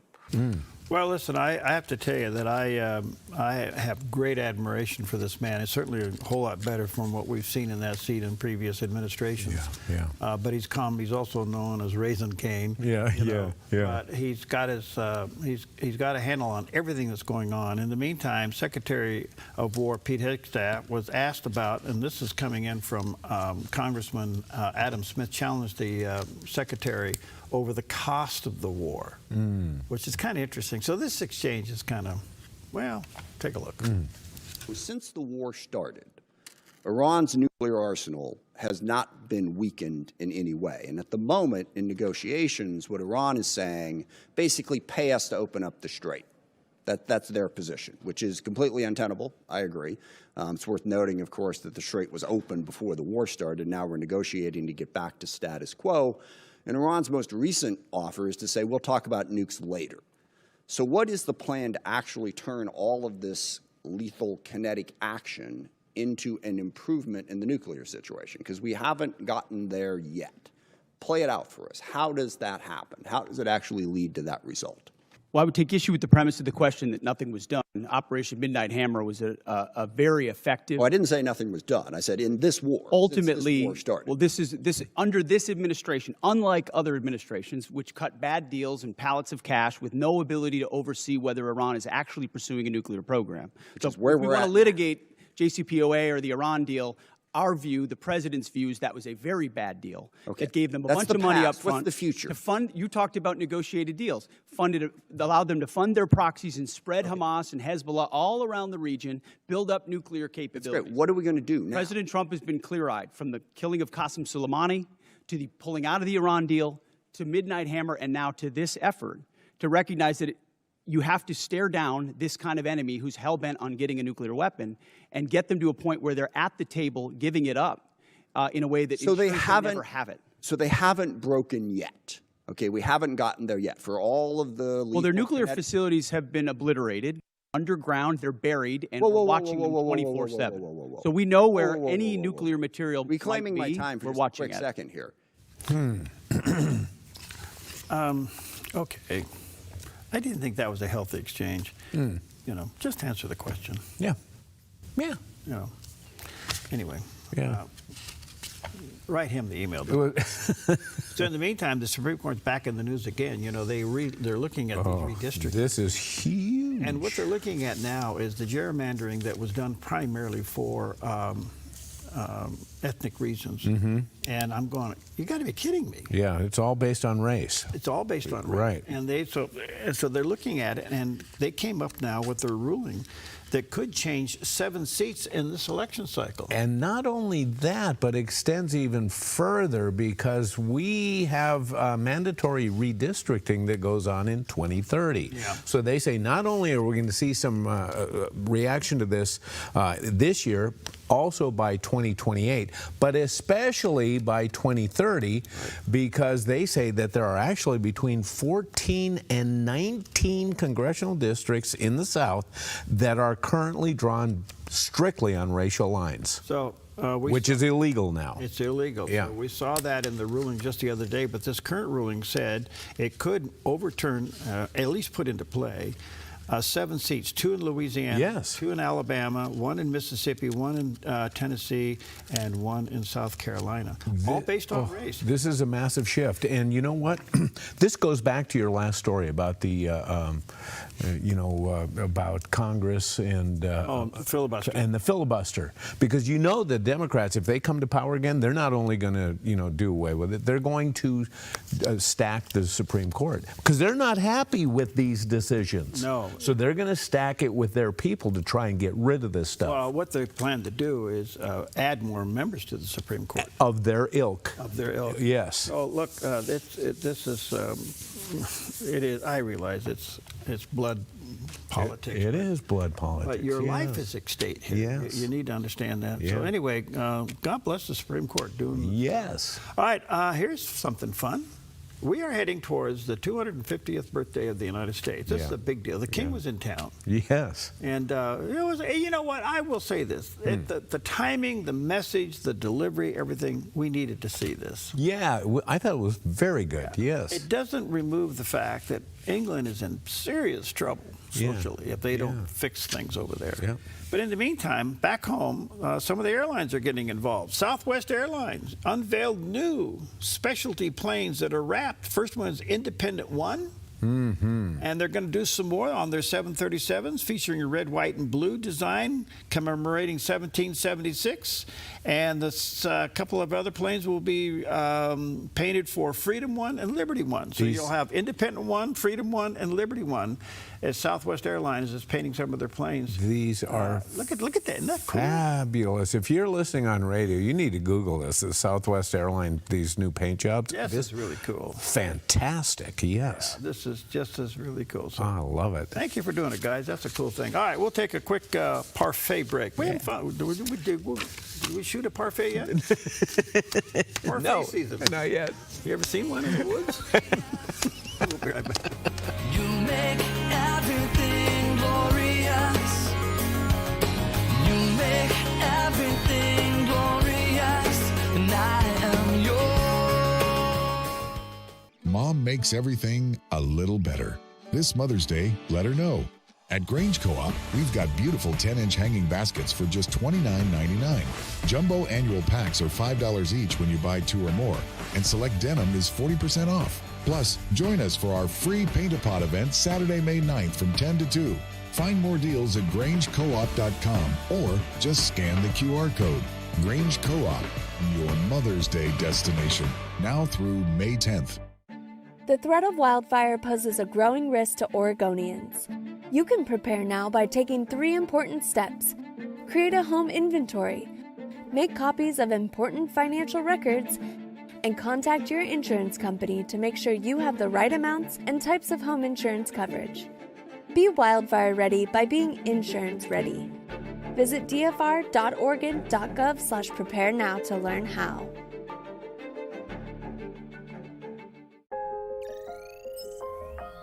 The Lennox iComfort S30 thermostat can sense changes in your environment. It even knows when you come and go. So now your home's most important system is also the smartest. Metal Masters can give you the smartest home comfort system available. It knows when you're away and adjusts when allergens and humidity get uncomfortable. Trust Metal Masters to provide perfect air for your family. Lennox. Air is life. Make it perfect. I'm Susanna, and I contracted KA Designs to do custom cabinets throughout my house. we chose a really beautiful maple wood that really creates like a nice airy space. Everything was custom, and it was really cool because I got to literally see it come to life in person. We love to entertain, and we have a large family, so it just, everything came together perfectly, exactly what I wanted. I highly suggest KA Designs if you're looking to design your dream house. Go check them out in their showroom. You will not be disappointed.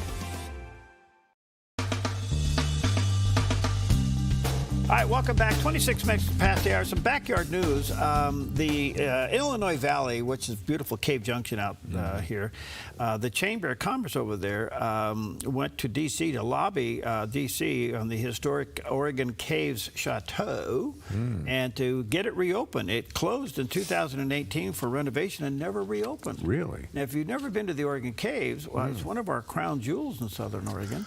But the chateau there has been closed for renovation, and then it never reopened. Wow. Now, you know what happens when you don't use buildings. Yeah, it goes south. They do. Yeah.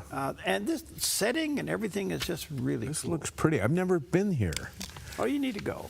This Now, looks- I've been there, but I didn't go in the cave. Okay. Oh, okay. Peeked into it.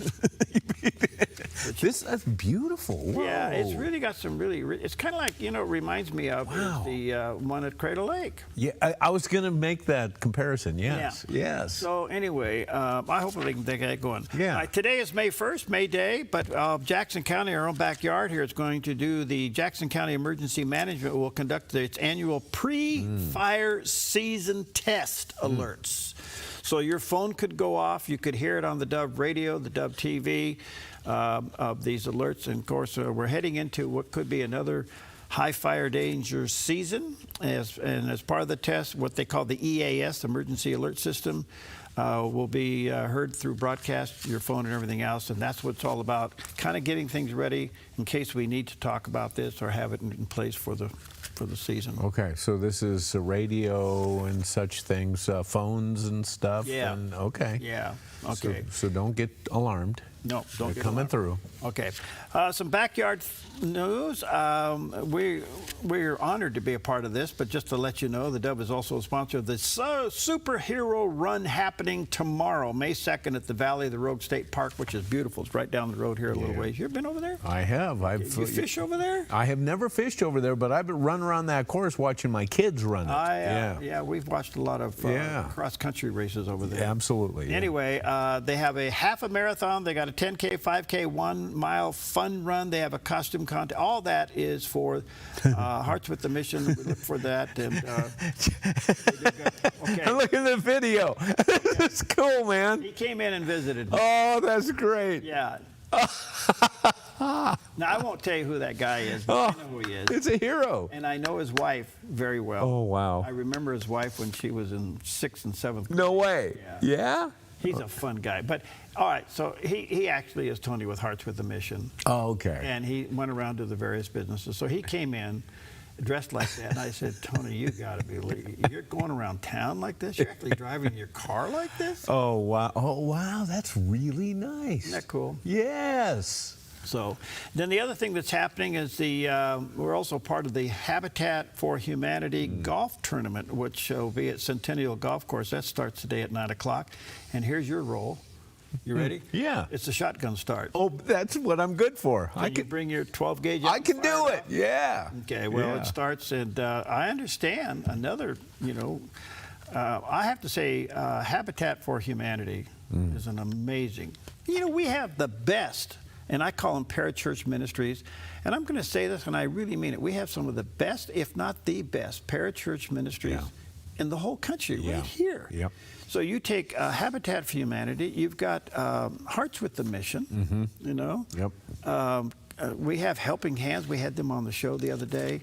I mean, just some good things going on. Anyway, so if you hear a big shotgun, duck. Now, if you hear it at the south end, okay, that's at the Centennial Golf Course, and they're starting the shotgun start. Right. If you're at the north end, it's Jerry chasing a cougar away from his leg. Fresh meat. Oh, gosh. All right, let's take a look at Wall Street for a Friday morning. Thank you, Preston, over at D.A. Davison. No, excuse me. Gosh, what am I doing here? I'm as bad as you now. All right, yeah, thanks. Preston with Smart Lawn. Yeah. All right, so the Dow's up 308. NASDAQ up 267, and S&P up 59. So all three pedals are in the green this morning. Off to a roaring start. All right. In the meantime, gold's at 46.30, silver's at 76. And look at this. What? How did we go from 117 to 87? I have not a clue. I think it's because they've had enough of Iran and they're going to take over the Straits. Yes, and I'm sure they're rolling it back at the pump as we speak. I'm getting... What are you sipping? I'm going to rush over and fill up, even though I don't need it. Okay. Oh, man. I'm going to maintain my attitude about oil and oil prices and supplies and stuff in the tank at one price and stuff over here in the reserve at another price. Exactly. Right. I have my thoughts. Oh, yes. And right. I'm sorry, I don't buy it. Right. I don't buy it either. That pricing thing and how it's adjusted at the pump is beyond me. No. Okay. That's why I think we ought to all... Why can't we have hydrogen cars? Yeah. Yeah. Then they'll tax water. Right. Oh, okay. Okay. Moving on. Especially on the heels of that economic little update right there, we have Victor Davis Hanson. And he is commenting on, they've kind of lost their way in Europe. Oh, boy. And not only is it affecting them culturally, but it's affecting them economically. And here is Victor Davis Hanson. Europeans are becoming very different people than we are on so many issues. They're not Western in their way of thinking. They've repudiated the Judeo-Christian ethos. It shows in their productivity. We increased productivity, I think, the last 15 years by some staggering 35-40%, maybe higher, and they only did like 12. Economically, they're slipping badly. Every single barometer, cultural influence, movie income, popular music income internationally, it's just all the U.S. and our system, whether you like it or not, creates more goods and services and opportunity and freedom and prosperity than theirs and more security. We're going to have a real come to our deity moment because we're going to have to tell them, I don't even know if you guys are Western anymore. I agree, Victor. Growing up, we were reading the history books about the sick man of Europe, which was, I think, was Turkey, right? Yeah. But the sick man of Europe is Europe. Europe. Yeah. The question is, will they wise up and elect Farage to be the prime minister? Yeah. He'd be the Trump over there. He would be, yeah. But it may be too far gone. When they allow the coexistence of Sharia law with parliamentary rule, you got stage 4 cancer. Absolutely. Yeah. It's really bad. All right, we'll take a quick break. We'll be right back. Grace that is greater than all my sin. Yeah, grace that is greater than all my sin. Your yard is where life happens, but it can be muddy and hard to maintain. Enjoy a maintenance-free artificial turf lawn all year round with Smart Lawn LLC. No mowing, no fertilizing, no watering. Our synthetic grass is beautiful and resilient. It's certified to be lead-free and there's no need for pesticides. Safe for your children and pets. Smart Lawn LLC has all your artificial turf and putting green areas covered beautifully. 541-941-3538. When life feels heavy, your body feels it, your mind feels it. That is why I created Organic Elements Wellness Spa, a place where wellness is not a luxury, it's a way of life. Step into our wellness lounge with a Himalayan salt room, infrared sauna, steam room, and invigorating cold plunge. Restore your nervous system, detox your body, and clear your mind.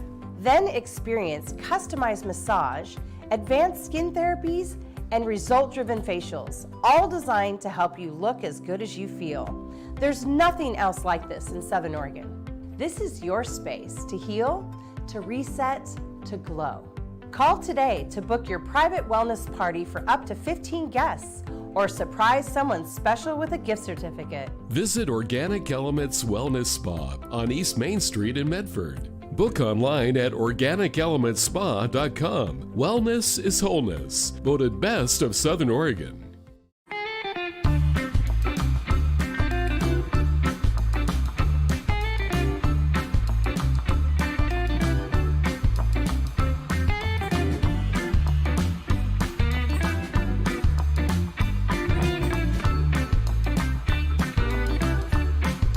If you don't drive it, donate it. By supporting us, you'll get even more mileage out of it. Thank you from the Dove TV. All right, welcome back. 24 minutes before the hour. Well, we just got a new update from CBN News that apparently Israel now is on high alert. So let's check in with CBN News Watch and find out what this is all about. As the Trump administration faces the 60-day deadline for congressional approval of the Iran war, officials argue the pause in hostilities buys more time. Testifying before the Senate Thursday, Defense Secretary Pete Hegseth said the negotiations stopped the ticking clock. We are in a ceasefire right now, which our understanding means the 60-day clock pauses or stops in a ceasefire. Democrats disagree with that interpretation, but lack enough Republican support in Congress to take action. Hegseth said some lawmakers pose a bigger obstacle to success than Iran. Unfortunately, as I said yesterday, and I'll say it again today, the biggest adversary we face at this point are the reckless naysayers and defeatist words of congressional Democrats and some Republicans. Defeatists from the cheap seats who 2 months in seek to undermine the incredible efforts that have been undertaken and the historic nature of taking on a 47-year threat. Meanwhile, the president says Iran is seeking a deal. I mean, Iran is dying to make a deal. I can only tell you that. I don't want to get into it, but they cannot be nuclear. They want to make a deal badly. We have a problem because nobody knows for sure who the leaders are. It's a little bit of a problem, you know. The leaders have been wiped out along with their military. Iran's supreme leader is vowing to protect the country's nuclear and missile capabilities. Pakistan says it continues to facilitate indirect talks between Washington and Tehran. Despite the ongoing talks and the deadline, there is concern the hostilities could resume as early as next week. Israel is increasing its military readiness as U.S. Central Command Chief Admiral Brad Cooper briefs President Trump on potential military action against Iran. Options reportedly include a short and powerful series of strikes targeting Iranian sites, aimed at increasing pressure on Tehran in ongoing negotiations, as well as possible operations involving the Strait of Hormuz and Special Forces missions targeting enriched uranium. Joshua Swanson, CBN News, Jerusalem. In Israel, protests by the ultra-Orthodox community against mandatory military service are part of a long-running conflict since October 7th, the invasion. A new program is attempting to build a bridge with this traditional community to facilitate more participation in national service. Joshua Swanson returns now with more.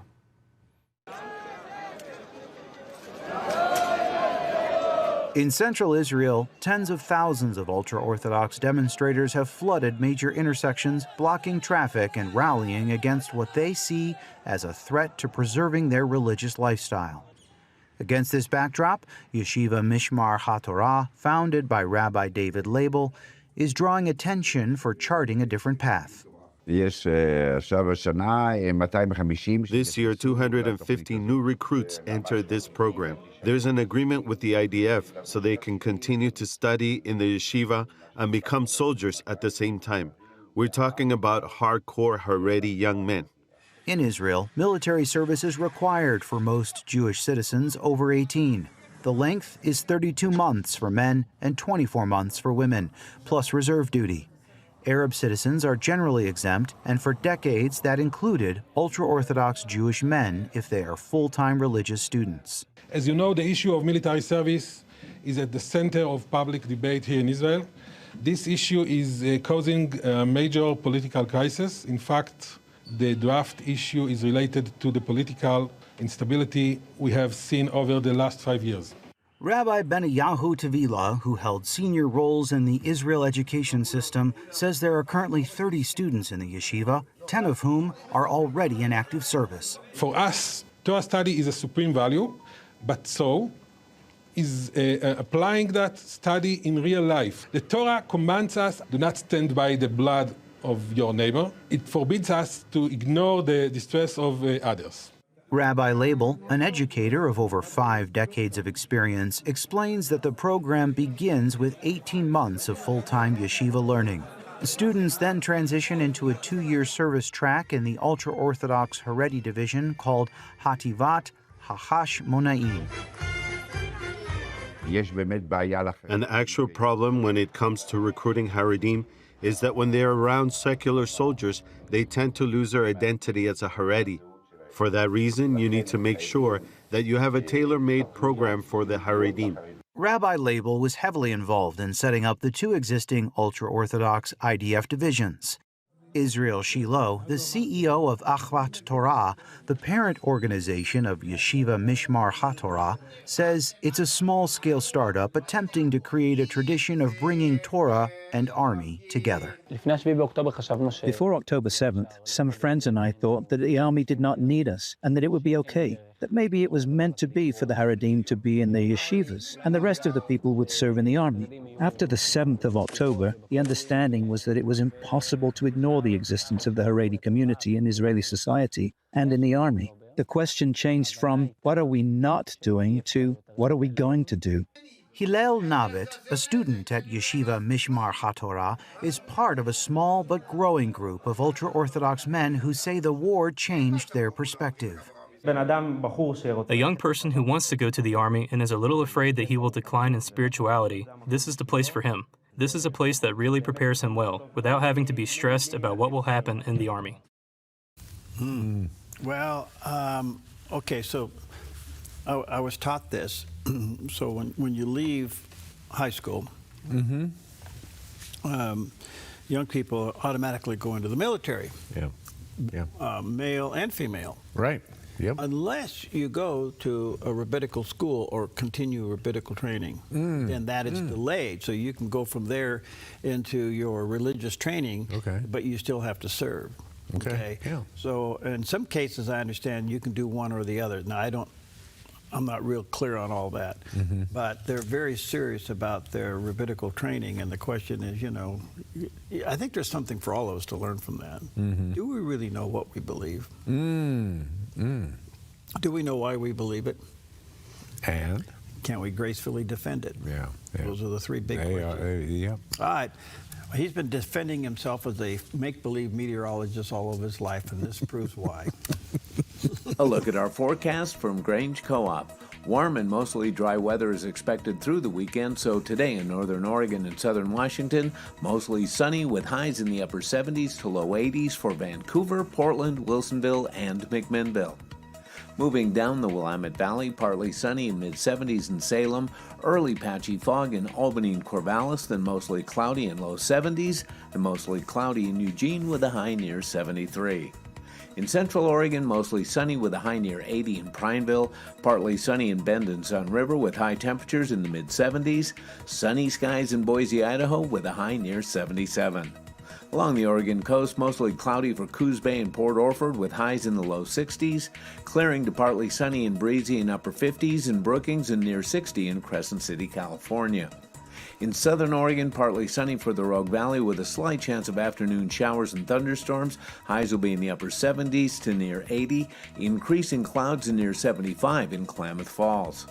Into northern California, partly sunny and near 79 in Wairika, mostly sunny in Redding and Chico with highs in the mid-80s. Over in Fort Bragg, early patchy fog, then mostly sunny in mid-60s. In the Bay Area, patchy fog in Santa Rosa and Napa, then mostly sunny with highs in the mid-70s. Partly sunny in San Francisco with a high near 67, and early patchy fog in San Jose, then mostly sunny and 79. For Central California, mostly sunny in mid-80s for Sacramento. Sunny from Stockton with a high near 85 through Fresno, Visalia, and Bakersfield with daytime highs in the upper 80s with a nice weekend to boot. It's a snapshot of your Friday weather from Grange Co-op. Time for a look back. And especially at this time of year, it's baseball season. Yeah, first pitch at 4:05 today. Anyway, that's a different subject. How's your team doing? Oh, we're doing really well. Yeah. Are you? Oh, extremely well. And they are? And the New York Yankees and Aaron Judge tied for first place right now in the home run. He's the home run king. But anyway, it was on this day in 1991 that baseball history was made by a pitcher who just would not slow down. At 44 years old, Nolan Ryan of the Texas Rangers threw his record-setting 7th no-hitter, defeating the Toronto Blue Jays 3-0. 7 no-hitters, when no one else in Major League Baseball has more than 4. And Ryan wasn't just dominant, he was durable. Over a 27-year career, he struck out a record 5,714 batters, a mark that still stands today. Here's the surprising part. Despite all that, Nolan Ryan never won a Cy Young Award, which is awarded annually to the league's best pitcher. Still, his legacy is undeniable. Power, longevity, and a fastball that reportedly topped 100 miles per hour even late in his career. That night in 1991 wasn't just another win, it was a reminder that greatness doesn't always fade with age. Sometimes it just keeps getting better. The only bad thing about Nolan Ryan was that he was never a Yankee. But anyway, he was a great pitcher. And imagine that. He had a 27-year career. They started the radar gun. That's the favorite thing now. You know, they want to check, see how fast a pitcher is throwing the ball. So they put a radar gun on. They started it because of Nolan Ryan. He was the first guy that threw the ball over 100 miles an hour. Wow. And he holds that record. But in 2010, as a 63-year-old, he came to throw a ceremonial first pitch in Anaheim, California, and they put a radar gun on this 63-year-old. He threw it 85 miles an hour for a strike. Wow. Oh, my goodness. And he never got the... he never won the Cy Young. Yeah, sports writers, what do they know? Well, not much. You know, I said earlier, I'm just amazed about sports radio. Yeah. Oh, yeah. And we're really honored to have one of our stations, the KDSO AM 1300, right here in Southern Oregon, belongs to theDove, but we have Table Rock Sports managing it, and they do a great job. They do a lot of local high schools and colleges and stuff like that. But they connect into a couple of these sports networks, and these people get on there and they'll talk for hours, and I'm going, what? And then they talk about who's right. Oh, yes. No, well, you're crazy. No, it's just, I'm right. No, you're right. It's kind of like you and Gary, when you and Gary Smith get together. Gary's telling you he's right, and you're telling him you're right. Well, yeah, but the difference there is he thinks he's right, and I know I'm right. Love you, man. See? You made my point. All over Nolan Ryan. Yes. We got into it over Bob Gibson, another great pitcher. I don't know who Bob Gibson is. Who cares about Bob Gibson? See, you guys can talk all day about Bob Gibson. They lowered the mound because of Bob Gibson in 1968. Oh, well, what we do. I see. It's amazing. I tell you what. What? First of all, it's an addiction. Yeah. And it's a cult. Yeah. You guys go to confession after a game? Are you calling Doug on me? Yes. Yes. Doug? Well, I don't know if he does sports counseling or not. No, that's just some things that God can't even. We'll be right back.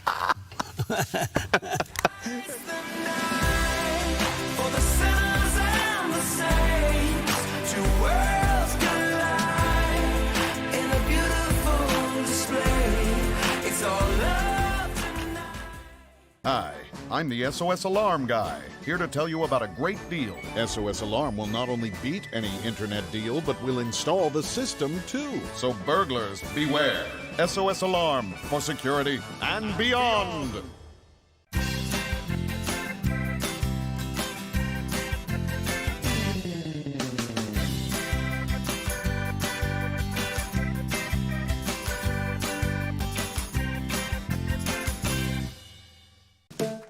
Jerry's Historical Archives. Moments to remember. Go back in time. Back in the day. TV shows of the past. Relive the past and learn something new. Open up Jerry's Historical Archives. Weekdays only on Mornings on theDove. Have you seen Mornings on the Dove? Something has happened to our country here where we're glorifying assassinations and killings and killing babies, and we're glorifying taking God's creation and turning it upside down and throwing it on its head, where a boy can become a girl and a girl become a boy. I mean, the whole thing. At what point are you going to wake up and realize that we are fighting something that's spiritual? News with a little bit of common sense. Mornings on the Dove, weekdays 6 to 8 a.m. Do events in the world leave you confused? A world where up is down and down is up. Mornings on the Dove knows how you feel. We're here to offer God's hope and encouragement and to help you to sort it all out. Alerting you to the truth that the mainstream media would rather you not know. Common sense discussions on what's really going on. That will leave you better informed and encouraged by the gospel. In this upside down world, get it straight. Watch Mornings on the Dove weekdays. All right, let's see here. 8 minutes before the top of the hour. AI's into everything. And more people are turning to AI for personal counseling. The dangers of this is amazing. I had Dr. Tim Murphy on. He's a psychologist. We talked about this, and here's what he had to say about it. How do we help people understand you're just talking to a machine? In some ways, it's a little more, remember those things at amusement parks that you'd put a dime in and somebody with a turban hat would move his hand back and forth, you'd get a card spitting out with your fortune on it. Yeah. It's a little more sophisticated than that, but at least we knew at the amusement park at Coney Island, it was fake. They print up those cards ahead of time. Now we somehow start to believe it's real. And we already have a problem with social media being the most unsocial thing out there, that people are not talking to each other. Now, those promoting social media for counseling saying, well, there's not enough counselors. What do we do in the meantime? Well, we could train more counselors. We can train people to be mental health coaches. I have a course that I've put together on that for the people can get through the American Association of Christian Counselors on how to be a mental health coach for military and first responders. But that's what we need, more people trained to how to do this, not saying, well, we're just going to default to a machine. Look, I get it. If some people say, well, somebody had a job with the art department for a company, and that's replaced by AI, some people lose their jobs. But when it comes to saying we're losing jobs and not promoting jobs of human contact with each other, that's a problem. Loneliness is as lethal as smoking cigarettes, studies have shown us. And in an attempt to overcome this, I just read a study. I have to get deeper into this. But some psychological techniques, they're actually teaching people hope as a treatment for depression. Now, think about this. Depression, there's lots of neurological things that go into that, stress and inflammation in the brain, things that take place in that. And one of the things that a Christian counselor can do is in talking to someone to say, let's talk about hope. Let's talk about grace and forgiveness. AI can't forgive you. AI, or if you're teaching people other psychological techniques of relaxation and meditation in parts of the brain, hope is just a concept there. It's a phony term for that. One of the great things that people have when you believe in a future, you believe in eternity, is there is hope. There's reasons to that it's always something good over the horizon, even though we do not understand it now, as Paul oftentimes told us. So the long-winded way of this is I get concerned about this, and there's better places to find hope. But people who don't go to church or don't understand these things says, well, I'm going to invent it somewhere else, almost as if they can create this God neuron in their brain and replace it. But you know what? At some point, those persons are going to say, I don't understand where this hope is coming from. You're giving me a feeling like you're giving me drugs, but I'm not getting better. Yeah. Think about this. Is it ethical to take advice from a non-human? No.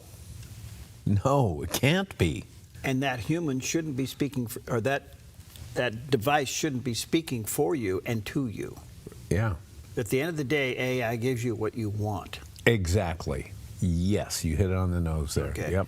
All right, so much for all that. All right, well. I've got some great guests coming up. I think you'll enjoy it. Cool, let's get this in. A Georgia teenager beat cancer is now changing lives in a very different way. Check this out. 14-year-old Jude Baker from Somerville, Georgia, was diagnosed at the age of 12 with Ewing sarcoma, a rare and aggressive cancer. After months of painful treatment, he finally reached remission and got the chance to make a wish through the Make-A-Wish Foundation. But Jude didn't ask for a trip or to meet a celebrity. he asked to help others. With support from his community, Jude organized an effort to feed and care for people experiencing homelessness, providing meals, backpacks, and supplies for more than 300 people. And he made one rule for himself. He wouldn't eat until everyone else had been served. Jude says after going through his own struggle, he wanted to help others facing theirs. Now, his kindness is coming full circle as his community rallies to support him and his family. A powerful reminder that sometimes the biggest heroes aren't asking for anything at all because they're busy giving. God bless you, pal. That's the ultimate pay ahead. Yes, it is. All right, stick around. We got some great guests coming up.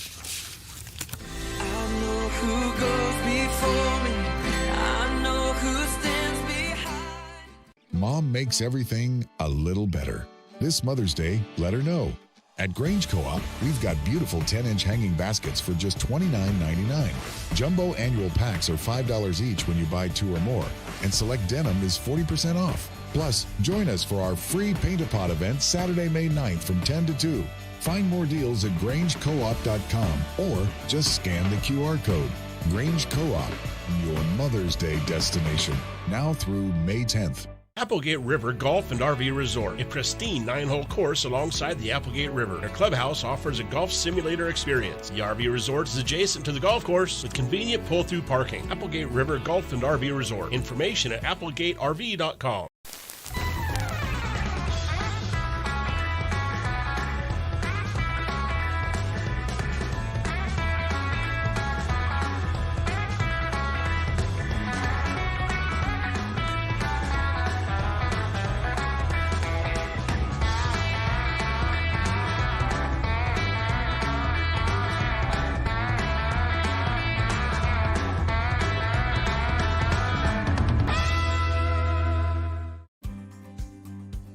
Stewardship begins with the knowledge that nothing belongs to us, but everything belongs to the Lord.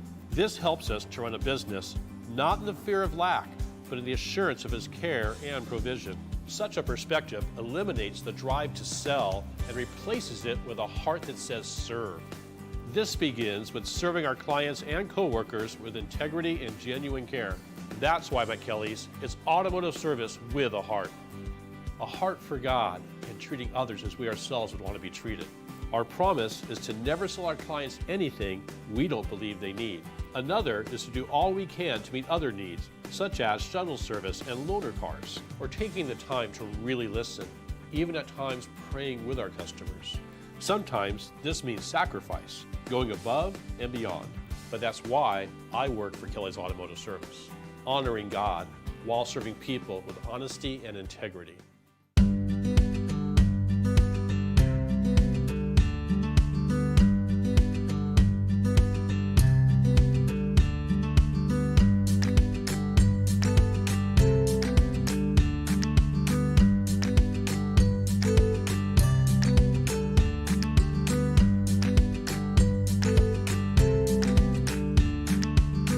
To all our moms of all ages, a very happy Mother's Day from the Dove TV.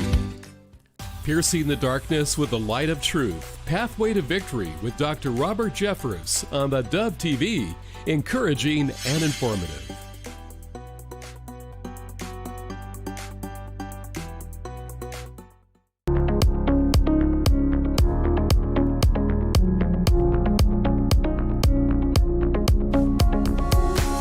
Welcome to Focus Today. I'm your host, Perry Atkinson, and been looking forward to our special guest today. Shehan's with us today. He's a pastor, national faith leader, and a Republican candidate for governor for the state of Oregon.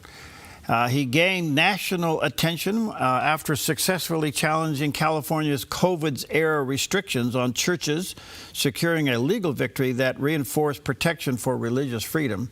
Quite a guy, and does have a website,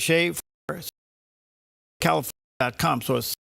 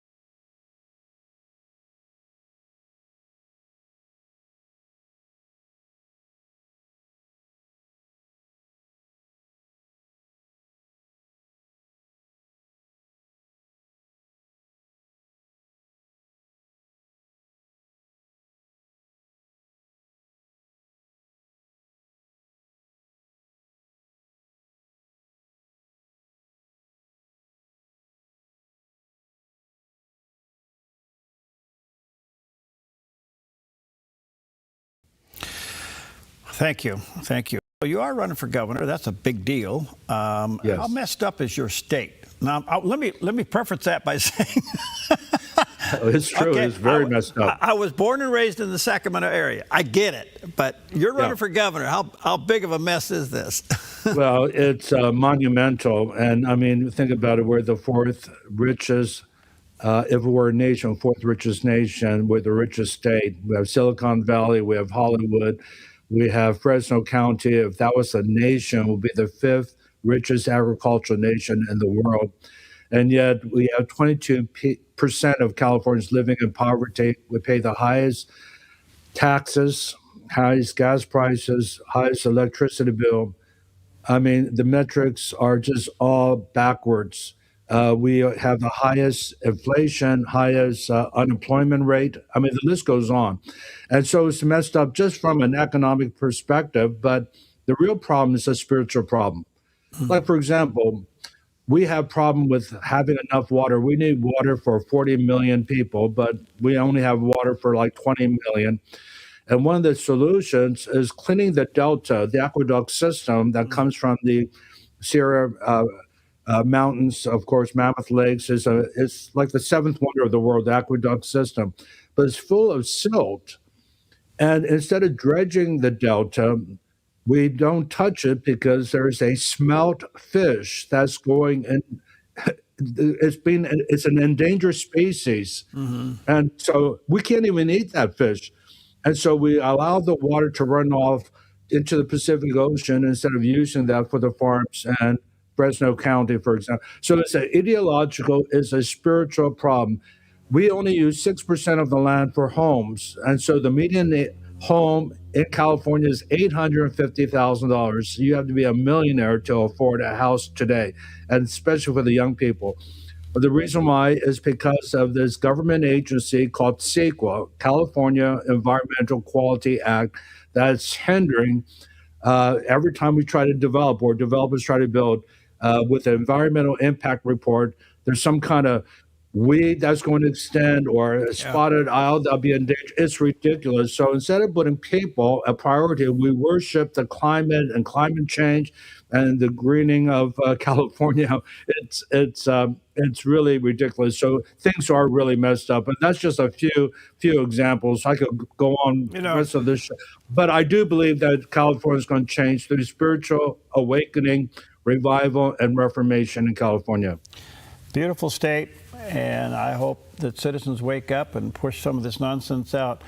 But Pastor, let me ask you one question. Economically, I've heard this, and I've read bits and pieces about it, but I'd like for you to verify it. How close is California to bankruptcy?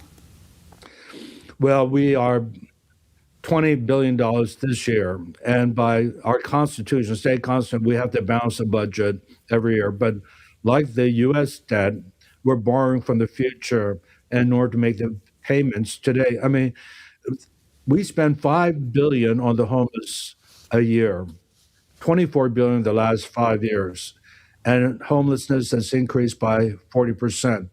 We passed a bill in 2008 to have a bullet train from Los Angeles to San Francisco, and to this day, there's not 1 foot of track to show for it.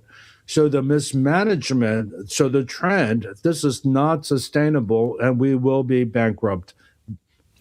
Okay, the fires down in Southern California, it's out of the news, but it certainly isn't out of the hearts of those who lost their home. Anything moving in that down there?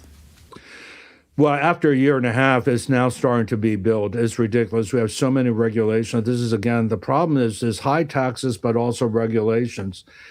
And so finally, Newsom put a pause on CEQA, this agency, and just say that allow these people to build up without getting an environmental impact report that would stall the process. But still, this is over a year, and it's just, I drive by it because I live in Pasadena. It's right next to it. I used to own a home in Altadena, but that house burned down to the ground. And so we're talking about 15,000 structures in Pacific Palisades and Altadena, but we only have a fraction of them being rebuilt right now.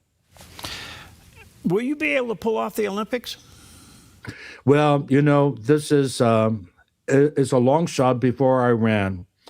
But because I sued Governor Newsom out of technicality, and I take responsibility for this, I got my tax returns in 2 hours late, and the Secretary of State jumped on it and denied me to be on the ballot. And this sounds crazy. And so my other choice is now to be a write-in candidate, which does not require 5 years. So the discrepancy, the regulation makes no sense. There's regulation for me if I want to have my name on the ballot, but if I don't need to have the 5 years of tax return, even though I have it ready because I had it prepared to submit it.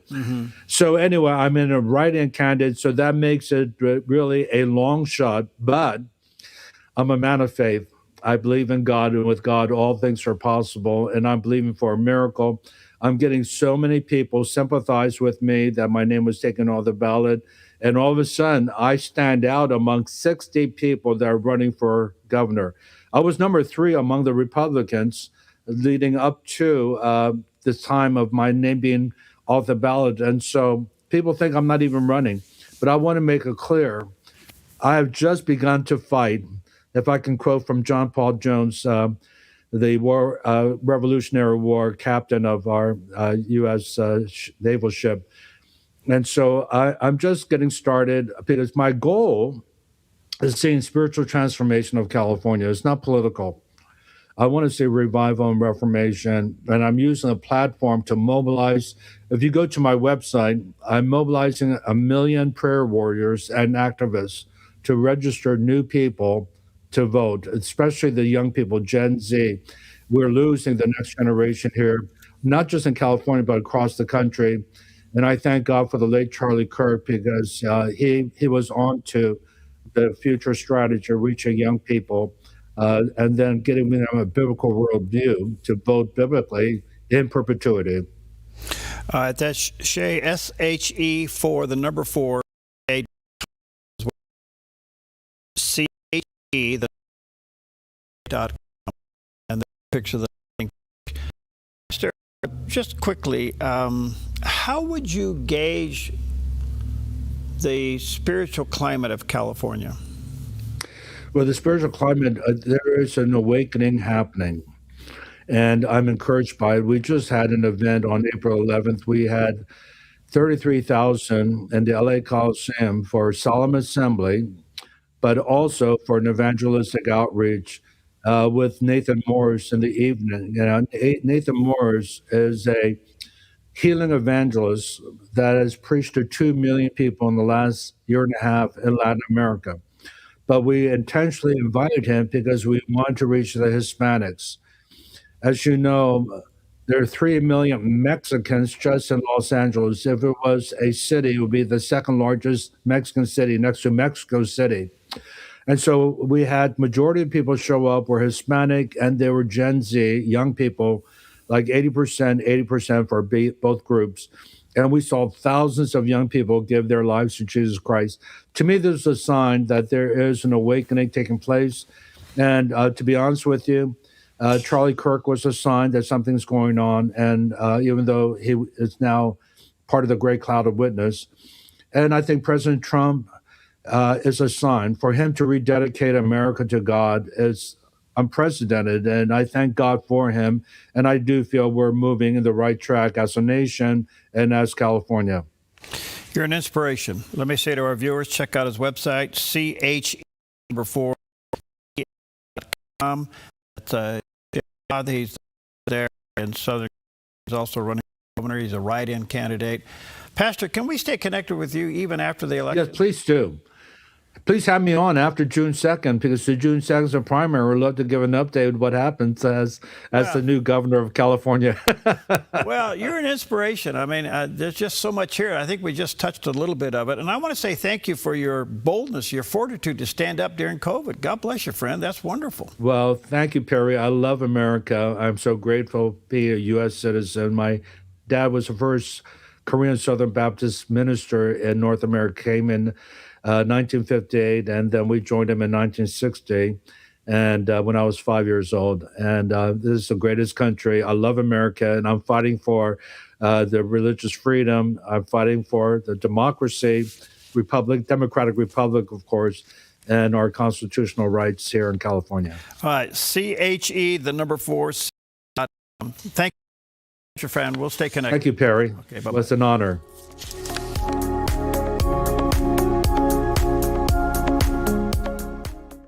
Mom makes everything a little better. This Mother's Day, let her know.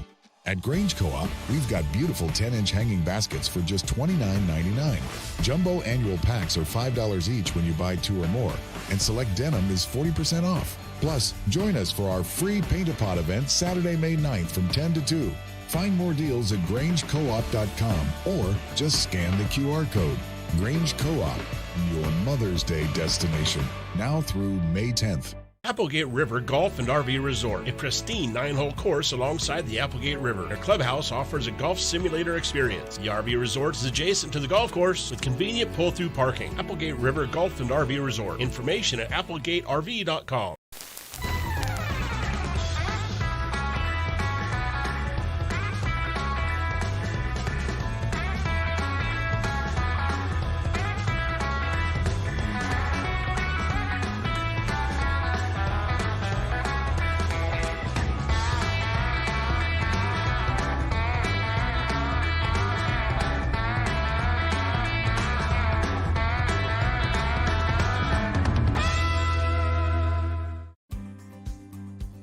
Stewardship begins with the knowledge that nothing belongs to us, but everything belongs to the Lord. This helps us to run a business not in the fear of lack, but in the assurance of His care and provision. Such a perspective eliminates the drive to sell and replaces it with a heart that says serve. This begins with serving our clients and coworkers with integrity and genuine care. That's why McKelly's is automotive service with a heart for God, and treating others as we ourselves would want to be treated. Our promise is to never sell our clients anything we don't believe they need. Another is to do all we can to meet other needs, such as shuttle service and loaner cars, or taking the time to really listen.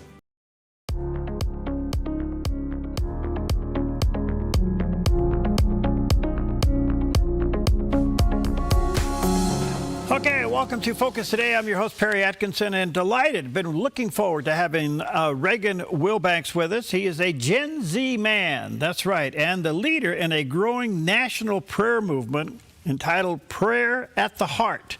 It's an initiative mobilizing Americans across all 50 states to pray for spiritual renewal.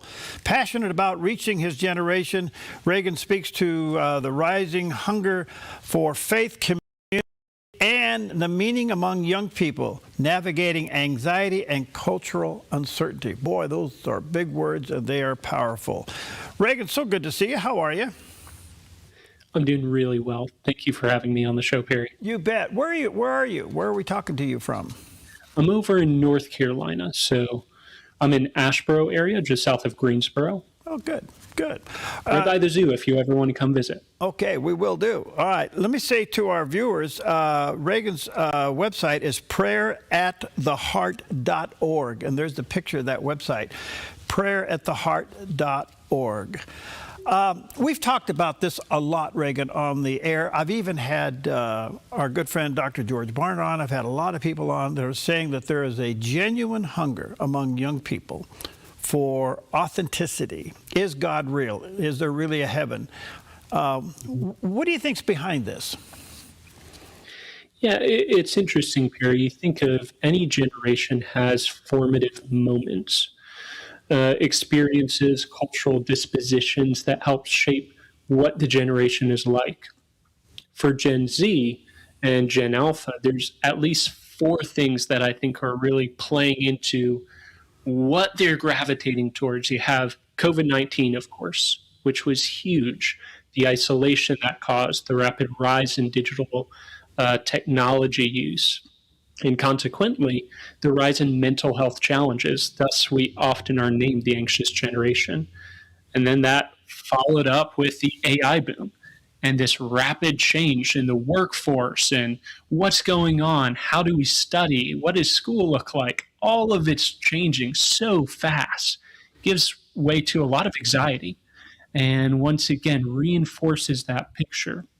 And what you have, at least from those 2 items, is you have this generation of people who are looking for things that are real when they're facing this isolated world, this world full of what some would call AI plot, things that are quickly created, that are inauthentic. They're moving back, looking for a genuine faith that's found in Jesus Christ. prayerattheheart.org is the website. You can go there and track what Reagan is doing there as he's mobilizing really prayer across all 50 states and praying for spiritual renewal. And let me just add to that, as you may or may not know, that the Bible is being read from Genesis to Revelation across America. It started last Sunday and it will conclude this coming Saturday evening, and it's being read across the country, so that's a good thing too. Good, Reagan, we got you back. Sorry about that. Let me ask you this. Does your generation feel, I want to ask this carefully, do you feel that we who are ahead of you lied to you? You know, I wouldn't put it that way. When you think of what our generation is coming into, lie, that's a strong word, but did we come in and maybe expect one thing and now the world looks very different than what we expected? Yes. Is that future or past generations' fault? Probably not. It is the case, though, that things are changing rapidly, that the world doesn't look the same as it did even just 5-6 years ago. And that's leading to people like me and my generation. I'm seeing all the time, they're turning back to the church. They're turning back to Scripture. Mm-hmm. In the face of this relative truth culture, they're going, where do I find solid truth? Well, I find it in the person of Jesus Christ, which is revealed in the narrative of Scripture, as you see in the Gospel of John. So where are they going? They're going back to liturgy. They're going back to older church traditions. The Eastern Orthodox Church and Catholic Church are experiencing booms, and it's mostly happening in Gen Z and Gen Alpha. They want to find something real. And that's where this prayer mobilization, I think, comes in. They won't know unless they hear the gospel presented. And prayer is a way to open the door. Paul says we pray for a door to be opened and my words to be seasoned with salt so that they might receive the gospel, the good news of Jesus Christ. Well said. Well said. Because the reason I use the word lie is one of the things we have discovered is with your generation, you're maybe subconsciously asking the question, who can I trust? Sure. You know, and we know that it's Christ, but if the generations before you left you with a distrust, then it's created a hunger for what is real trust, which can only be found in a relationship with Christ. Absolutely. Yeah, I'd agree with that 100%. What you see some of is within Gen Z and Alpha, it's interesting because some of the openness seems to be that when you go back just a generation or so to millennials, they pushed against the church. That's a generalization, of course, but you had very much a post-Christian culture there. But now Gen Z and Gen Alpha, many of them aren't raised in the church or raised with the gospel message at all because it's been pushed out of culture. It's been pushed to the fringes. And so Gen Z and Gen Alpha, you could consider a pre-Christian generation.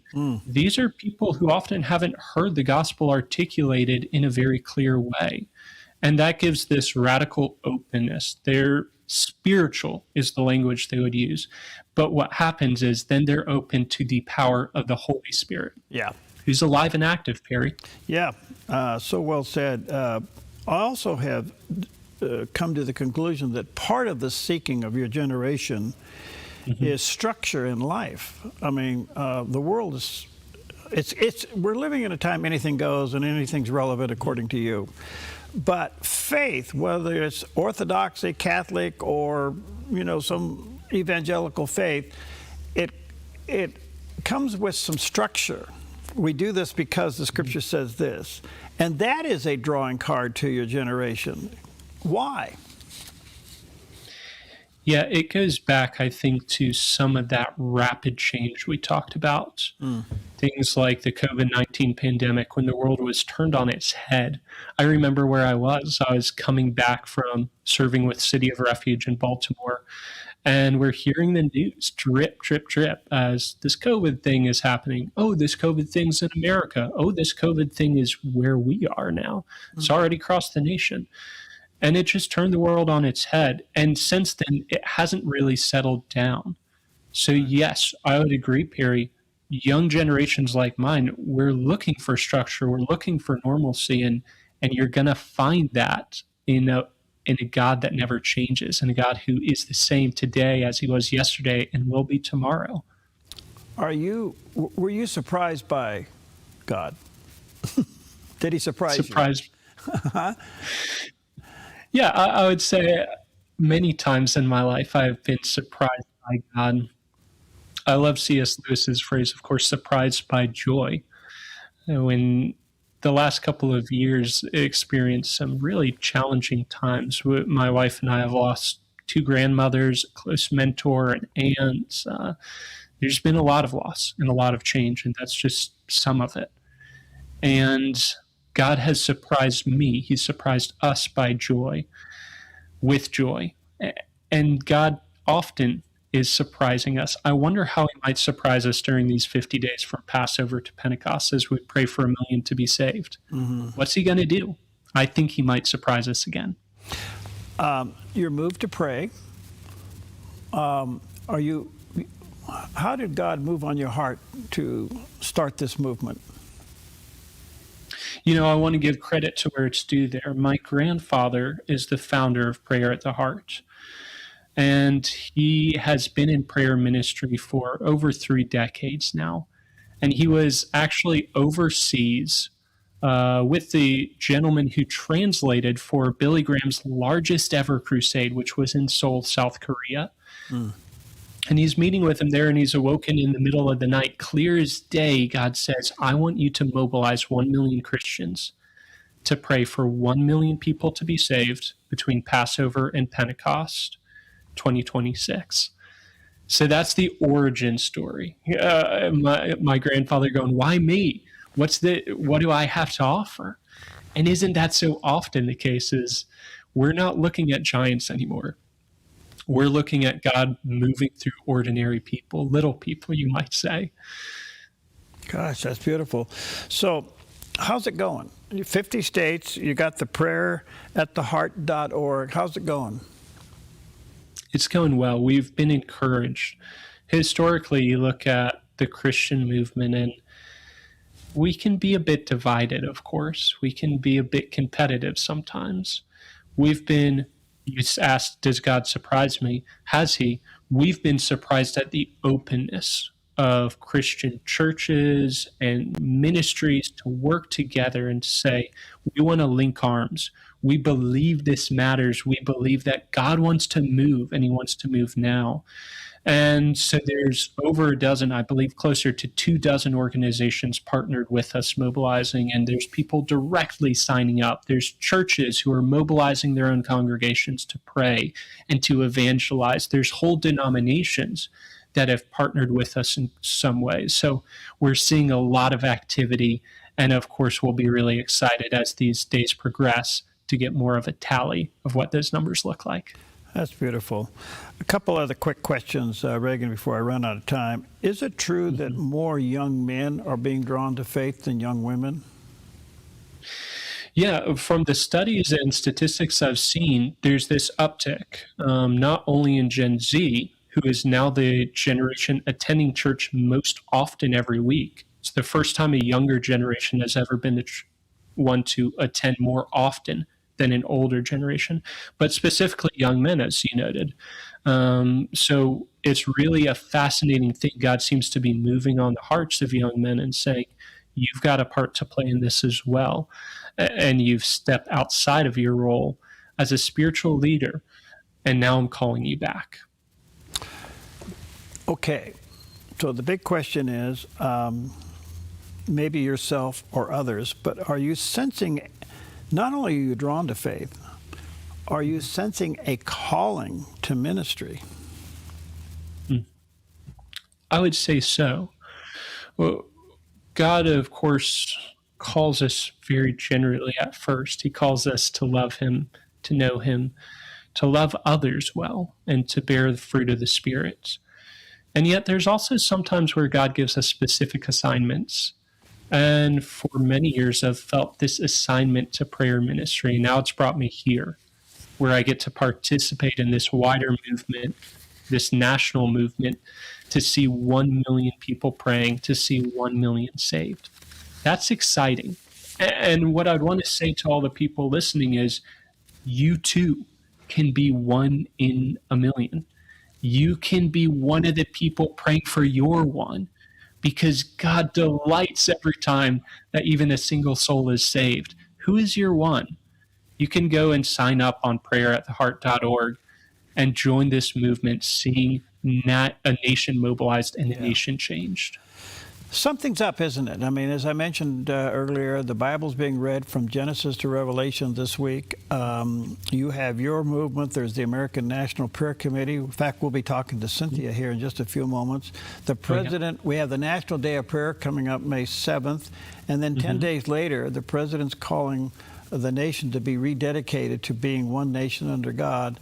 All of this, I understand, is the threshold of the 250th birthday of the United States. But nonetheless, there is a genuine spiritual move across America. Do you sense it? Absolutely. We're seeing it all over the place. And we're seeing something else interesting, Perry. We're seeing movements that haven't talked to one another even start to get similar ideas. And at first, they interact and they go, well, did you take my idea? And then the conversation starts and they realize, no, God has given us the same idea. God is on the move, or as C.S. Lewis would say, Aslan is on the move. There is something stirring and something happening. God's bringing people together who maybe haven't come together in a long time, and he wants to see a nation saved. That's fascinating. Well, Reagan, you're a delight. Thank you for your patience being with us today. Let me say to our viewers and listeners, check out his website, prayerattheheart.org. There's a picture of that landing page. Take the challenge. And where's the one? Where's your one? Again, prayerattheheart.org. Thank you, Reagan. God bless you, friend. Let's stay connected. Thank you, Perry. Okay.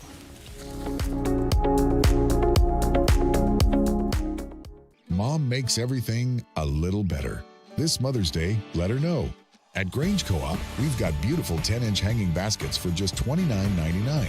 Jumbo annual packs are $5 each when you buy 2 or more, and select denim is 40% off. Plus, join us for our free Paint-A-Pot event Saturday, May 9th from 10 to 2. Find more deals at grangecoop.com or just scan the QR code. Grange Co-op, your Mother's Day destination, now through May 10th.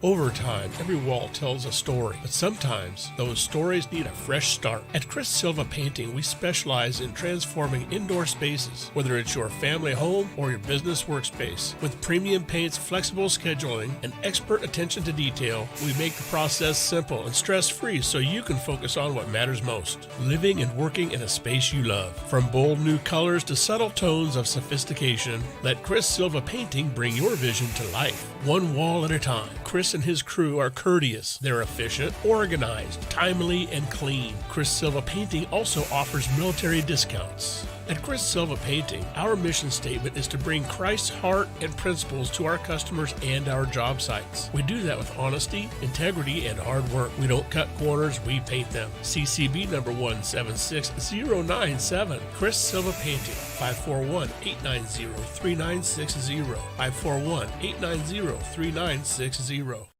The Dove TV is pleased to announce we're now seen in the San Francisco, Oakland, San Jose area via a new full-power TV station, KEDB, seen on cable, satellite TV, and over the air.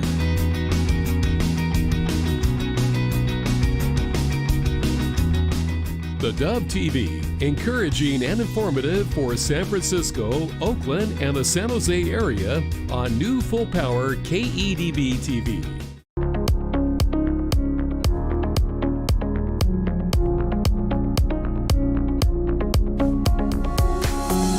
Well, welcome back, and always an honor when we have time to sit down with Troy Miller. He's the CEO of the National Religious Broadcasters. He's also Superman's twin brother. He can outrun a locomotive. He leaps tall buildings. He's faster than a speeding bullet, and he never sleeps. But most of all, I can call him my friend. Wow, Perry, it's great to be with you. That's an introduction for the books. Wow. How you doing, brother? When do you sleep, or do you? I don't. The sleep is that one. It might have been the one there that was true. Yeah. But farm boy, Navy boy, we just don't need much sleep. Atta boy. Thanks for your time, Troy. I know you're busy, and I value it greatly. Wanted to get caught up on a lot of things. I see recently the NRB asked the FCC to review the comments by Jimmy Kimmel. What's your thinking behind this? Yeah, look, Perry, we've had just so many incidents. This is the third attempt, and not that Kimmel's direct comments that night led to this third attempt, but we've had a third attempt on the president's life. We've had multiple school shootings. We've had attempts on other political and corporate kind of people, all in this kind of realm of violence is the way we solve our disputes today, and a lot of them have come on the left, and we think it's time to somebody needs to take actions. Kimmel's comments, while Perry, we are at the core of what we do is defending free speech, the First Amendment, the right to free exercise of religion.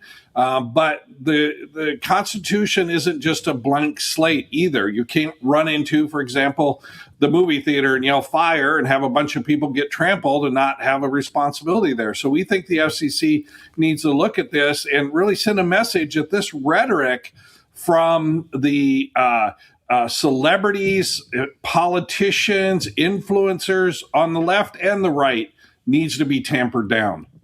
Okay. So the big question, I think, Troy, is how do we do that without infringing upon First Amendment rights? Well, Perry, if you read the piece, the Supreme Court has already taken this case up. They've already said what is constitutional and what's unconstitutional. So if your speech calls for direct violence against a person or incites action like that, or incites others to action, then that's crossed the line. That's where the line gets crossed there. So it's not like we're carving out new areas here. What we've asked to do is the FCC to apply the Supreme Court's litmus test to this. And if they feel that it meets that, then ABC and the Jimmy Kimmel Show should be fined for this. Okay, because since this happened, of course, that was the evening before the correspondence dinner when Kimmel did this, and then, of course, the fallout from this. And in the meantime, it looks like politicians, celebrities are bearing down on it. They're getting worse, not better. You kind of ask yourself, where is this going? Troy, you have any idea? Well, yeah, look, we have a problem in society today. I mean, the polarization is one thing, but we lack, I think, Perry, we lack the moral grounding and the ethics that this country once held in high regard and high esteem. We immediately, and it happens on both sides, but I'm just going to say it happens a lot more on the left than it does the right. Mm-hmm. If we can't come to, let's say, an agreement, or we don't like what the other side's doing, we don't like their policies, then we immediately call for action and call for violence. And again, that's not protected speech. We need to take some responsibility as a country, as individuals, and bring civility back to this whole process. We can have debate and discourse and dialogue about these things. And look, that's what our elections are for. They decide who's going to run the country and who gets to enforce which policies, budget allocations, and such. So what do you think the FCC is going to do with this? Do you have any idea? No, we haven't heard back from him yet. Chairman Carr did make a mention of it in his comments the other day. We're hoping that the FCC will investigate this and look into it and take the appropriate action. Okay. I want to come back to some of these big mergers, Netstar and that. You've been following that. We have too. And more, let me say this, state attorney generals are coming out against this. Now, this sets up an interesting twist with Chairman Carr. What? This is why, Troy, you don't sleep at night.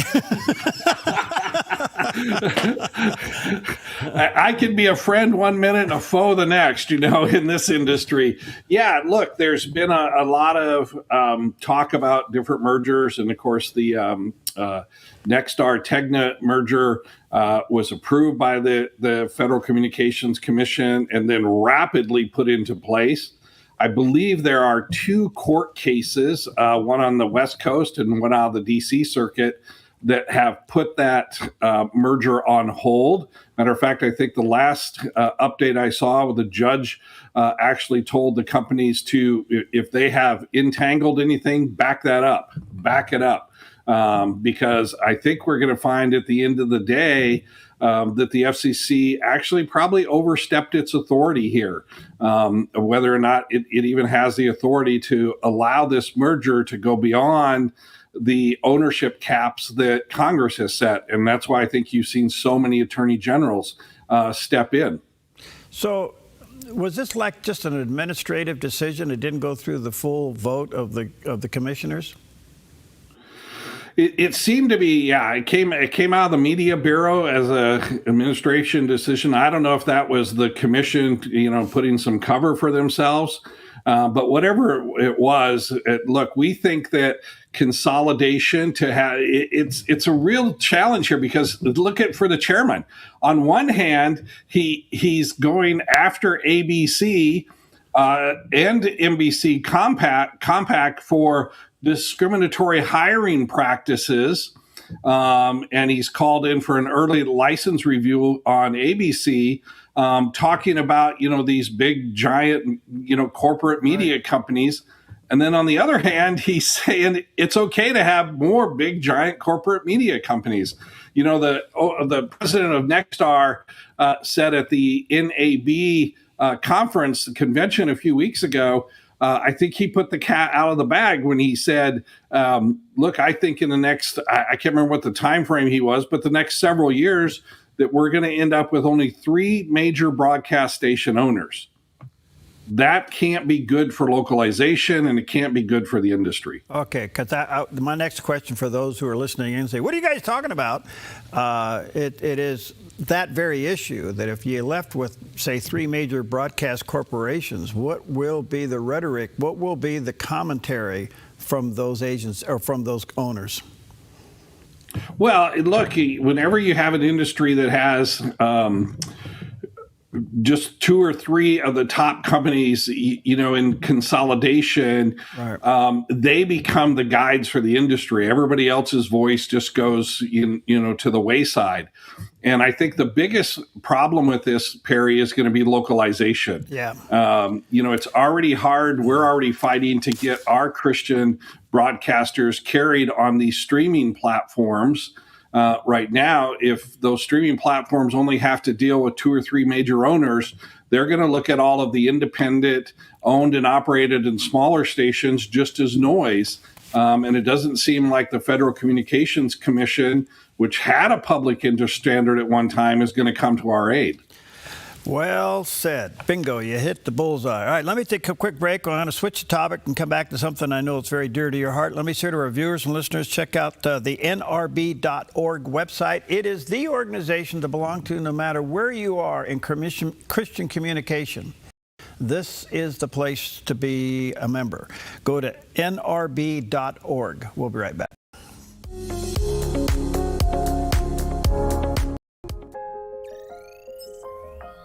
The Lennox iComfort S30 thermostat can sense changes in your environment. It even knows when you come and go. So now your home's most important system is also the smartest. Metal Masters can give you the smartest home comfort system available. It knows when you're away and adjusts when allergens and humidity get uncomfortable. Trust Metal Masters to provide perfect air for your family. Lennox. Air is life. Make it perfect.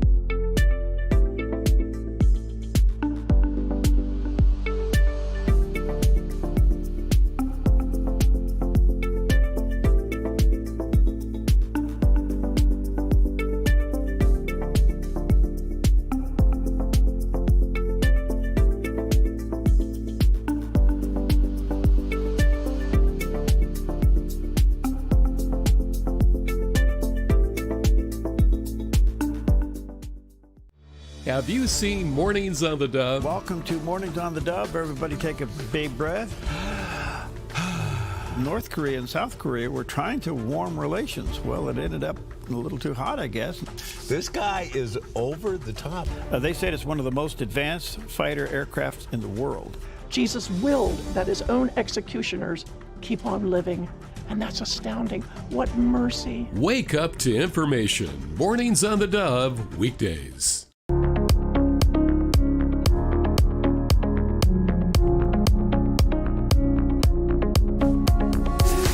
Okay, welcome back, and honored again to have back with us Troy Miller, CEO of the National Religious Broadcasters, talking about a variety of things. But I want to switch your attention, Troy, to an op-ed piece that you wrote about biblical illiteracy. And boy, this is popping up a lot. I mean, I have a lot of guests on this program, and somehow it kind of comes around, do we know what we believe? Do we know why we believe it? And can we gracefully defend it? The three big questions I ask our audience probably 20 times a week. Why is this a concern to you? Let me throw one more question in there to ask your audience.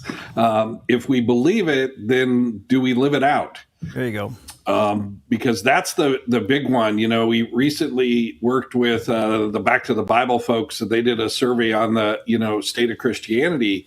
And it came out of that survey, one of the things was that, while there's a large portion of our population here in the U.S.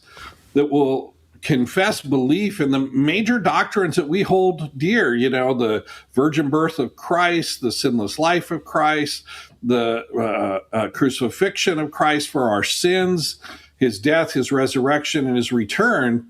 So 60+% of our population say they believe in those major doctrines.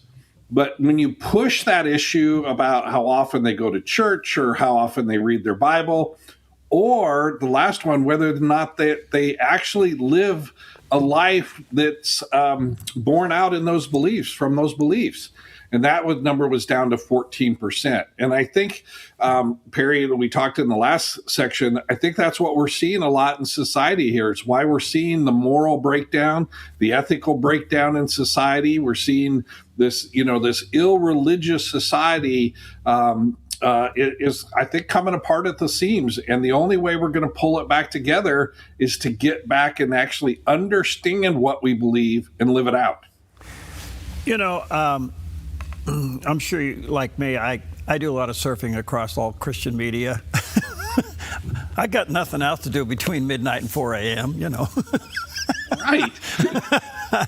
And I'm noticing something, though, Troy, and that is that it seems like all of these aberrant spin-offs of Christianity are slowly dying, and we're getting back to the simplicity of the gospel. It seems like the non-essentials are just that, non-essential, and we're coming back to the essential. Are you sensing that across the airwaves? I really am, Perry. I think there is a real move back to the core, as we call them, doctrines of Christianity, and we're not necessarily worried about those non-essentials. But I think the other things that's happening too is that we're in that whole movement to come back to Christianity, especially amongst the Gen Zers. We're seeing this. They really are looking for something that's not mimicking the culture. So they're not rushing back to the big mega churches and to the different kinds there. They're looking for religion. They're looking for structure, and they're looking for meaning in their faith, and not just to have, I'm just going to say it, not a kind of a social club or a therapeutic kind of preaching. They want some this authenticity and some reality in what they believe. All right. There's some things on the horizon here. It's just amazing. Last week, as you well know, the Bible was being read from Genesis to Revelation over a 1-week period. Over 500 key leaders were involved in that, including the president. We have the National Day of Prayer coming up next Thursday. 10 days later, we have something that we have never experienced in our lifetime, where the president is calling the nation to rededicate itself to be one nation under God. This is unbelievable, and it's happening in America. What's your take?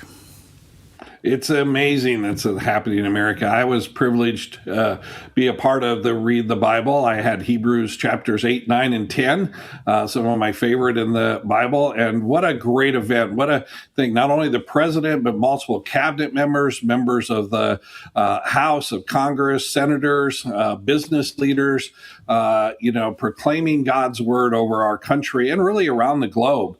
And then, as you said, this coming week up, we'll be in the Capitol building for the National Day of Prayer. There's just, at this time, it seems like this administration understands that how important the Christian foundation is to the fabric of this country. It's the foundation of our democracy, of our republic. Without it, as John Adams said, the Constitution is wholly inadequate, right, to govern an irreligious and immoral people. So look, we're praying for this. We'd ask everybody else to be praying for this.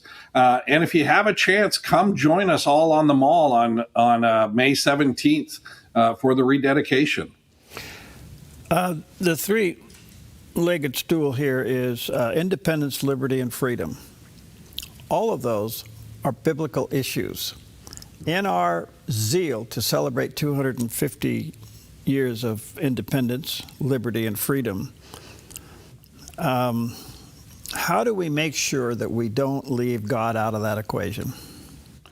Well, I think the root of it is we have to understand what our founding fathers understood, that those those rights come from our Creator.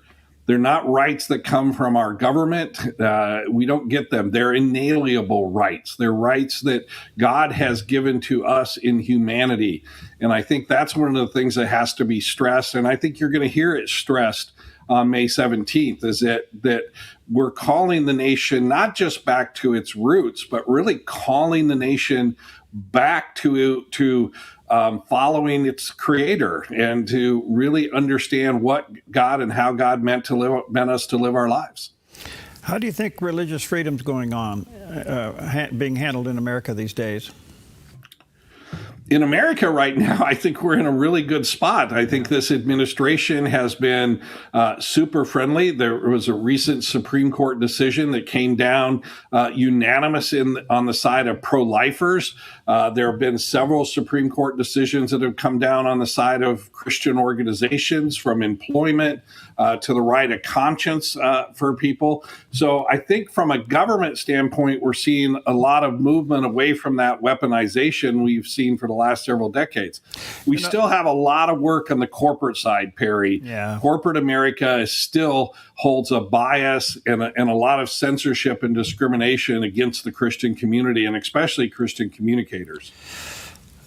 Well, big amen to that. On that one point you made there that ruling, it was a 9-0 ruling by the Supreme Court that the donor list of a pro-life pregnancy center could not be given to the state.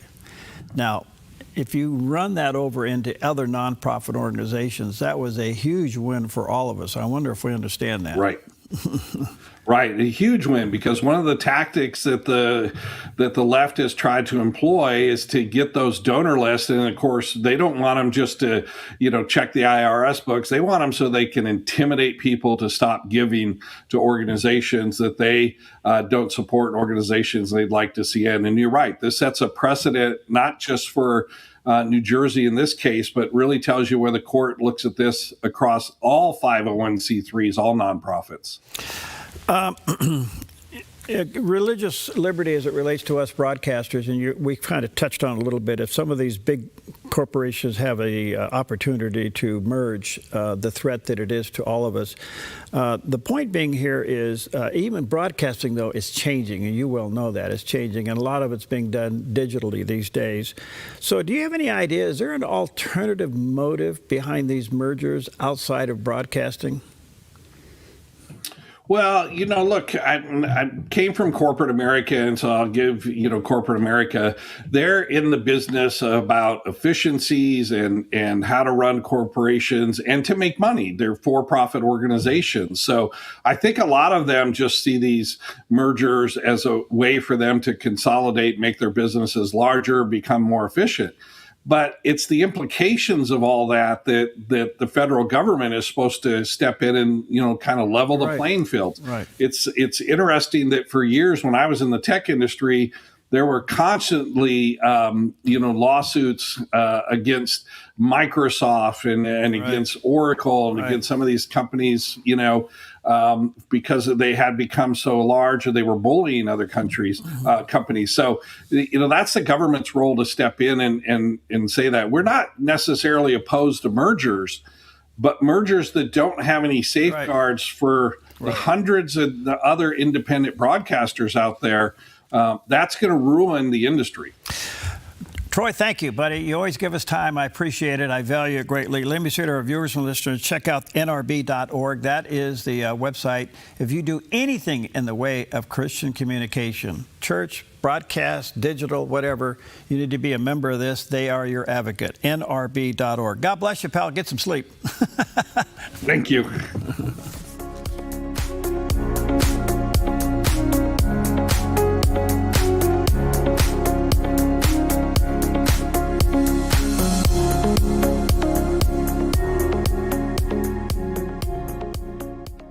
Applegate River Golf and RV Resort, a pristine 9-hole course alongside the Applegate River. Their clubhouse offers a golf simulator experience. The RV Resort is adjacent to the golf course with convenient pull-through parking. Applegate River Golf and RV Resort. Information at applegaterv.com.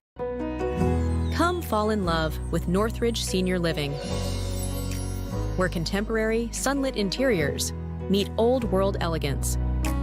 Walk through our lovely hallways and enjoy the fun staff-led activities.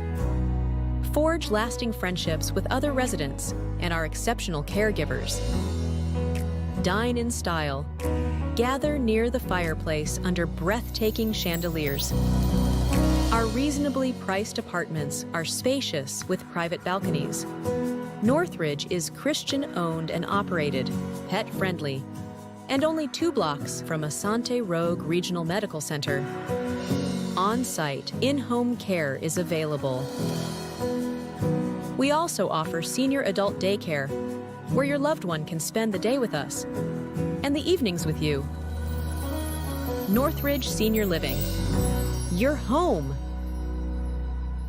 The 71.5 Golf Challenge arrives Saturday, May 16th with a 4-person scramble, morning and afternoon shotguns, and a 6:30 award social. Register your team by April 1st for an early bird special. Score the team player pack